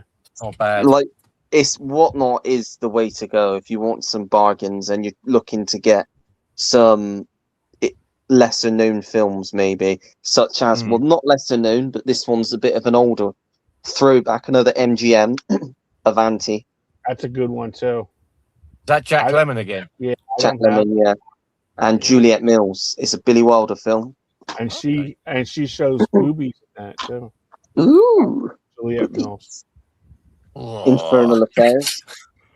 Oh, I don't have that one. That's the Chinese Which- version. Which is the original Yeah. Departed. Yeah. One, I think Jim talked about this one. The Cassandra Crossing. It's shit. Move on. I actually did Michael- have that exact same DVD and I ended up getting rid of it. I think I started to watch it and I got so bored. But when I got rid of it, I ended up recording it off of Talking Pictures because I was like, I need to give it another go. So it Yeah. might still be on my Skybox somewhere. Another Michael Caine film next. The Romantic Englishwoman Never even heard with of it. Glenda Jackson is in this. Helmut Berger, Kate Nelligan, Michael Lonsdale, based on a novel from the 80s. That one. Yeah. Michael Lonsdale, the original, well, Drax from Moonraker. Yeah. Oh yeah. Death Watch. Great film. Death Watch. That's a great film. Oh, here you go, Kenny. This is one you'd like. Potiche. It's a French film with Catherine Deneuve and Gérard Depardieu. Okay. Basically, her husband basically treats it's like, I think it's set in the 50s, and he's very tyrannical, and as men were back then towards their wives, just didn't treat them with a lot of respect. And all the factory workers, because he owns a factory, go on strike, so she has to go and be the boss at the factory and shake things up. And I think she falls in love with Gérard Depardieu's character. It's supposed to be a good film. Does he piss in the aisles though? Tish in the aisles. Yeah, does he piss in the aisles like he did on an aeroplane once? Oh, Well- maybe. I don't know. Hot Shots Part 2. Good movie. That's a good film. I like But that just more be than the first. careful. That DVD, if it's the same one I've got in my double pack of 1 and 2, there are parts of it that's cut out. Oh, okay. Really? Wow. Yeah, Wow. yeah. The UK version's edited. Wow. There's some gags in the just after the limo, or it might even be the limo scene as well. It's quite badly edited. Okay. Gattaca. That's a good movie. Yeah, it is. Not This seen it. one I had never heard of, but it's got a good cast. It's a British film. There's only one Jimmy Grimble with Robert Carlyle and Ray Winston. Basically, it's about this. It's about this young boy, and he finds this magical football boot, and it basically means that he's the greatest footballer, and he sort of starts to inspire his coach, played by Robert Carlyle. Supposed to be really good though. French film next. It's got a few French films. Tell No One, which I think his wife goes missing. It's like more of an action film, and then one day he gets an anonymous email showing a woman's face in a crowd years later, and it's his wife's face. So he then goes on the run. He's basically on the run from the police and these killers that are after him. And he's got to try and find his wife and find the truth before everything goes to shit, basically. It's It's based got on... It's got a 7.5 on IMDb. It's supposed to be really good. Wow. It's based on a Wow. Harlan Coben novel. He does a lot of the net. He did that one that was just on, the American one with Sam Worthington. Is it I Will Find You? I did watch it. That was good. Traitor with Don Cheadle and Guy Pearce. I've seen that one. I've heard of it. I've heard of it. Charlie Bartlett. That's pretty good. Yeah, I've heard that's good. That's actually all right. That one. Dodgy. If you want to hear a dodgy Christopher Walken accent, look no further. Christopher Walken tried an Irish accent in which he gives up halfway through. Wild Mountain Time. I have to see that now. I watched just have to. I watched the trailer. The trailer, I don't know whether it's supposed to be a comedy or not, but the trailer, you start and he's got this really unusual, like weird, quirky Irish accent, Christopher Walken, and you get towards the end of the trailer and he's just talking normally. Just like, so he just gave up halfway through the film then. Oh, that's got Emily Blunt in it. Wow. Yeah, she's the lead. John Hamm as well, Jamie Dornan. And it's the guy that did, he directed Doubt and he wrote Moonstruck.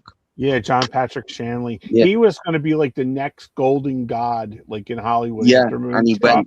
went anywhere, yeah. Yeah, Classic next, Bridge on the River Kwai, great which movie. came out in Yeah. the 60s for anyone that doesn't know.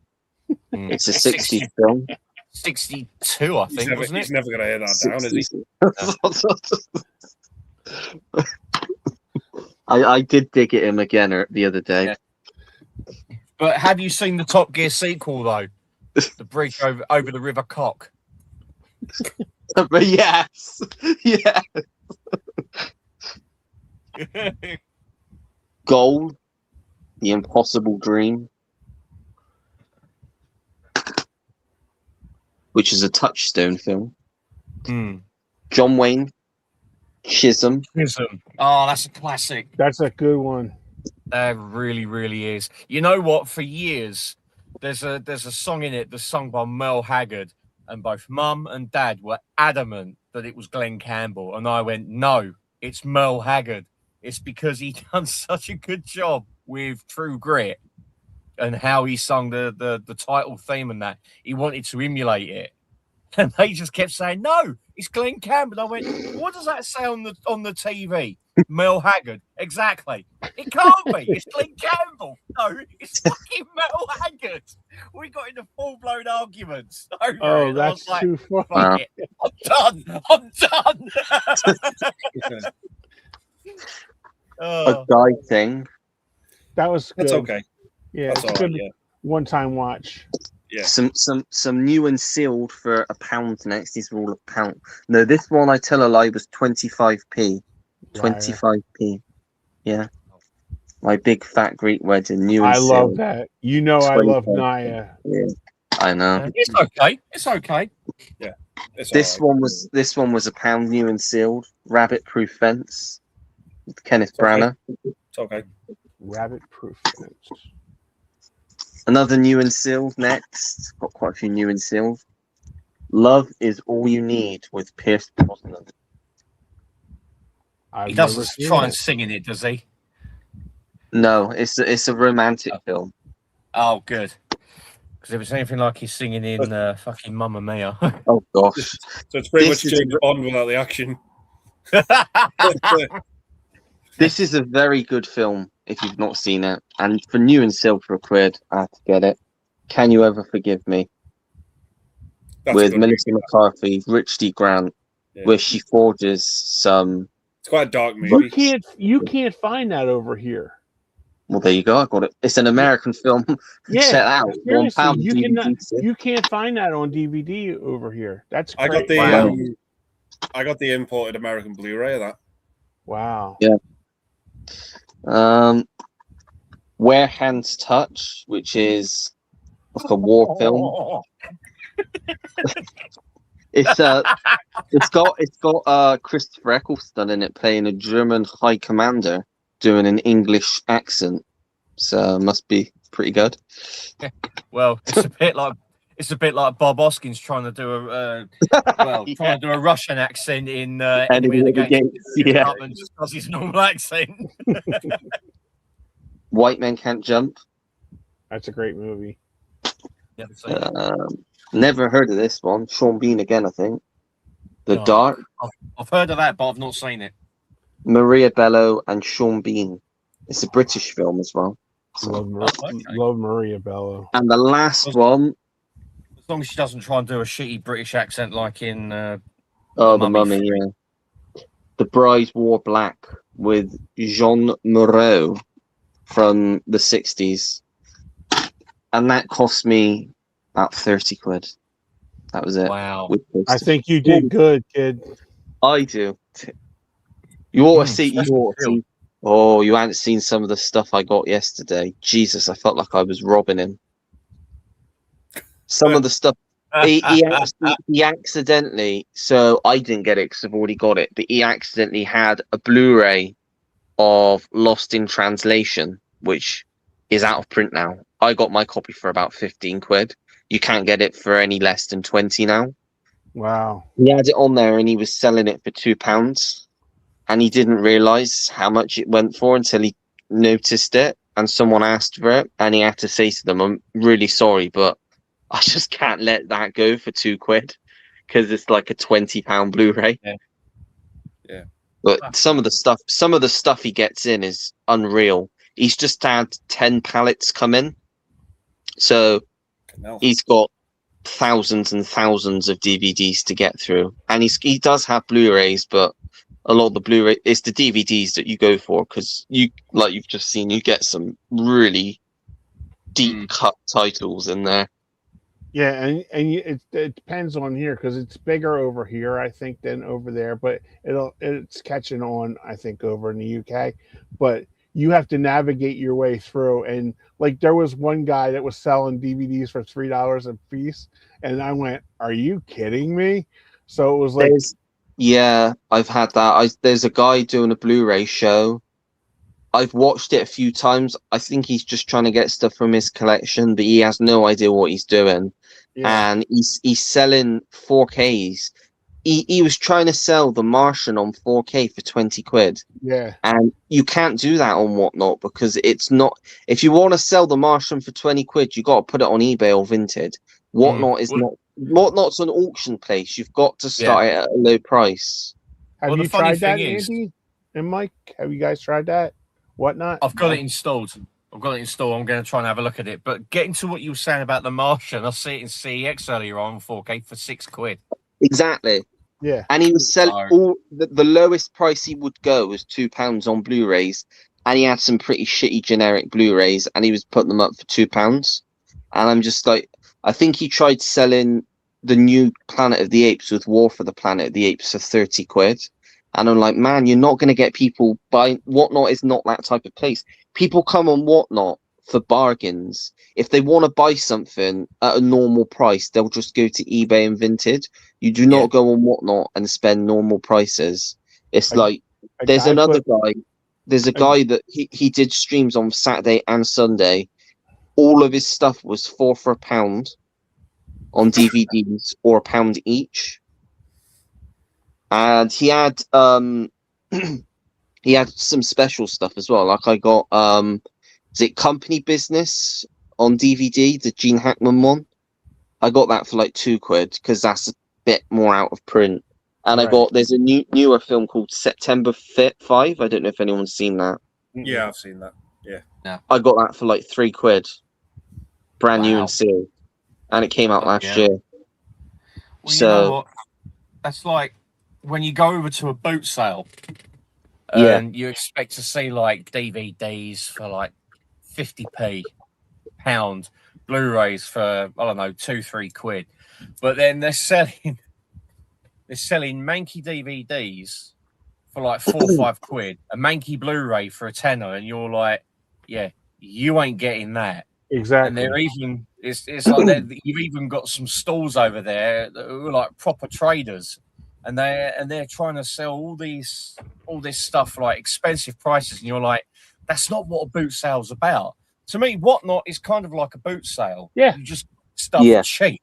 You just have to go to the right vendor, you know? Yeah. And because Ollie will tell you, once you know these guys, they keep you in mind. They say, hey, I'll hold I've got a guy on WhatsApp now. This guy that I've been getting, I've got him on WhatsApp. He's actually wants to come on the stream. Oh wow! Because he don't just he knows his stuff about movies, and I got shit yesterday because I brought up Godfather Part 3. You should have seen the amount of people in the comments that gave me shit. Gosh, I didn't live that down. They just kept bringing it back up because he showed it in the pile, and it had Godfather 3 on the top, and someone said, "You did that just to spite Ollie." Yeah, it's fun as well because it's great. You can have a chat about films as well. Yeah, and it's just like it's not all like serious bidding. And if you find the right sellers, then you're in. Because the one I only do it because there's certain sellers they do like piles. Yes. So like they'll show you stacks, and then it's whoever shouts the title first, whoever gets it first gets it in their pile, which I think's a fair way of doing it. Because there's some people on someone's and they'll put it up, and then you've got no chance of getting it because people will pay stupid money for. What the guy does here is like if two or three people call for the same title, he'll put it up and you just start bidding. And usually when you're getting them 2 for $1, you'll just go, oh, Harry can have it. Oh, because it'll come up. Another one will come up later, because he's got he's like the guy that I was on last night had 15,000 DVDs. Okay. And he was having a sale 2 for $1 because he was getting new inventory in on Tuesday. Yeah. So he starts them he said, I'm being honest with you guys. He goes, I start them off at $1.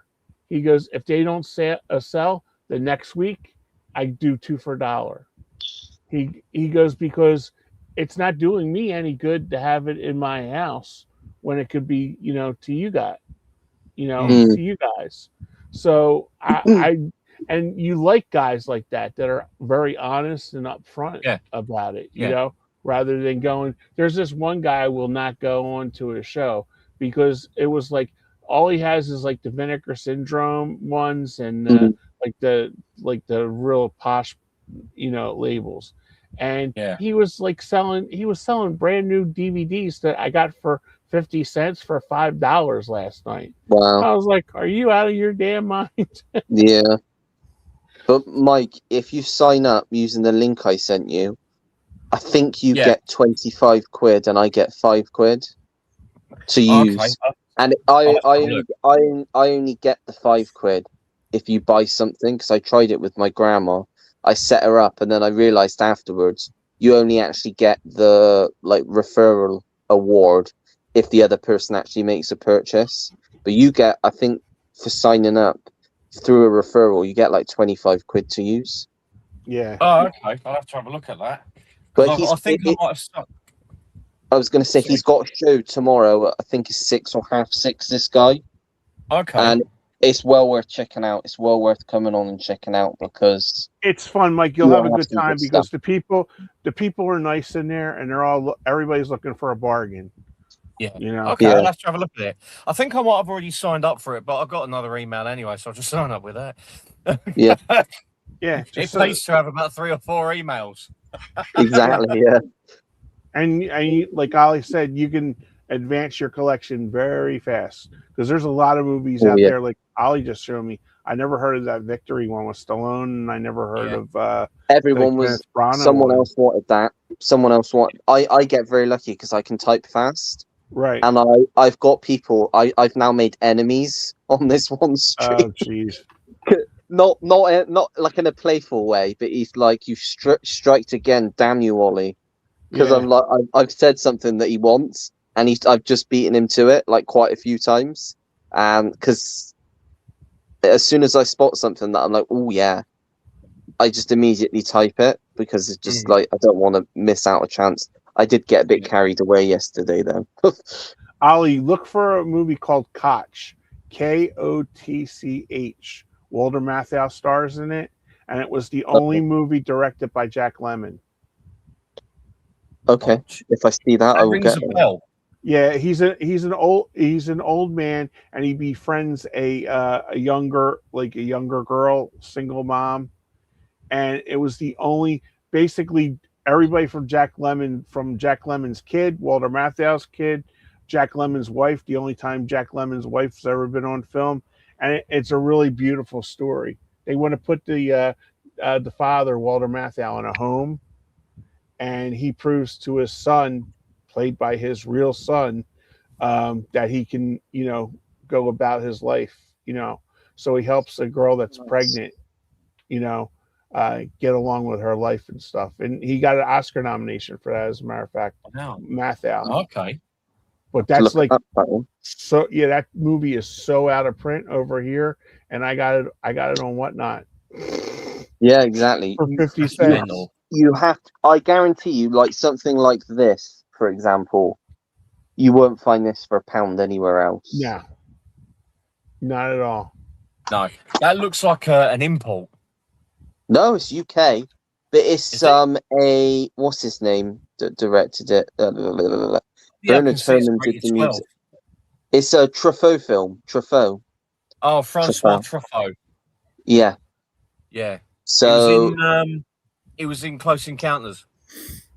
but I mean, yeah, like I say, you just couldn't get this for £1 anywhere else. So it's just like No. you just got to look around, find the right shows, and because some of them are shit. I think a lot of them people are just trying to be sly and get money from you. Yeah. Trying to push their luck. Yeah, but if you find the right people, then you're in for a good time. To be honest, there's a couple of hours and stick it on and watching a film in the background. Yeah, I was just gonna say you can watch a movie in the background, Mike. And do that. Yeah, that's what I usually do. I'll take a look at it. It's addicting because if you wake up to go to the bathroom, have a pee. Let's see what's going on Whatnot. Yeah, and it's like 2:30 in the exactly. morning because you're getting the West Coast people, Yeah. that are doing shows. And it was like, Yeah. oh man, that's a bad thing. Thankfully, Yeah, we I'll do have not get that here. Oh, Yeah. okay. No, I'll have to take a look at it. I mean, I've had so much going on over the past Yeah. 4 weeks with like having to sort my car out and the Oh, internet, okay. and I've had personal things going on. It's just it's just literally just taking the back seat, even though I'm still going out and playing stuff. But yeah, it's just trying to get the whole collection sorted. It's just literally just taking the back seat. But yeah, I Yeah. do need to get sorted out and that and go through my stuff. Yeah. Right, we'll finish the stream off quickly. Alan is here. Thank you, Alan, for joining. Hey, Alan. Watched 30 Universal horror films weekend just gone. Almost Andy viewing levels. Nobody could beat Andy. Nobody Andy watches touches like 50 Andy. Films in a weekend. I He can gets up hero, baby. and just watches films. There's always something on, even when I'm not watching films. There's a film on. Yeah. He's probably got something like 3 screens, 3 blue And or 4K players, and he's got a film in each. He's like Grandad from Only Fools and Horses. He sleeps with the film on as well. Yeah. I wish. I'll tell you what, say about Only Fools and Horses. It's just there's this one clip just cracks me up. He's trying to get this TV on because he's got about 3 or 4 TVs. And he said he's trying to tune it in because he wants to watch the Dukes of Hazzard. And Del Boy turns around and says it's because it's a bloody microwave. That's I wonder why I couldn't get the Dukes of Hazzard. Oh my God. Thanks for joining, Saul. Night, Saul. Cheers, Saul. Cheers, Saul. But yeah, we're going to call it a night there. Just over 3 hours. Another good stream. Yeah. Thank you for joining, Mike, again. Always great having you on. Nice having you, Mike. No, thank you for having us on. It's great to see you all again. It really, really is. Yeah, thank you. Thanks, Kenny and Andy, for coming back. It's always good having you guys to chat to as well. Yes, and good luck to you guys in football. Who knows? Who knows? Thank you, mate. It's been how many years has it been since it's been 60? Yeah, 60. We won it last time. Yeah. I think you never know. I don't want to sound pessimistic, but I think we may have run we've gone as far as we can go. I know what you mean, yeah. I was thinking that exactly. Not to sound pessimistic about it at all, but I just think Argentina may just have the edge. Yeah. So I'm not holding my breath, but we've gone as far as we can go. We'll have, by the end of it, we'll have played all the matches that you can play in a World Cup because there's a third place playoff. So we'll have played every game we can have played in a World Cup, the same amount as the team that's going to go on and win it. France, Spain, Argentina, England, all 4 nations should be proud to get this far. We've all earned it. We've all done amazingly to get here. So yeah, it'll be what it'll be. But I think we've probably, realistically, I think we've just gone as far as we can go. Think Spain will win? Hand on heart, I think it's France's. Yeah, Okay. people that's what they're saying over here. France has the better team than everybody that's left. Yeah. I think we're in for another Argentina-France final. But at least I have a rooting interest for to root for you guys. So because everyone's apparently like wanting us to beat Argentina at the minute, but except for Trump, but we won't go there. No. I just think I think that's a tough subject. I think the FA might have an agenda, and I think they want Messi in the final because he's a superstar. It's his last one, right? Yeah, it's his last potentially, yeah. Right, we'll call it there. Thank you, everyone that's still watching, for watching and sending in your comments. And again, just thank you for joining and for talking to us. We should be back next week, next Monday, for another one. And until then, thank you very much and goodbye. Bye, everybody. Bye, everybody. Take care, everyone.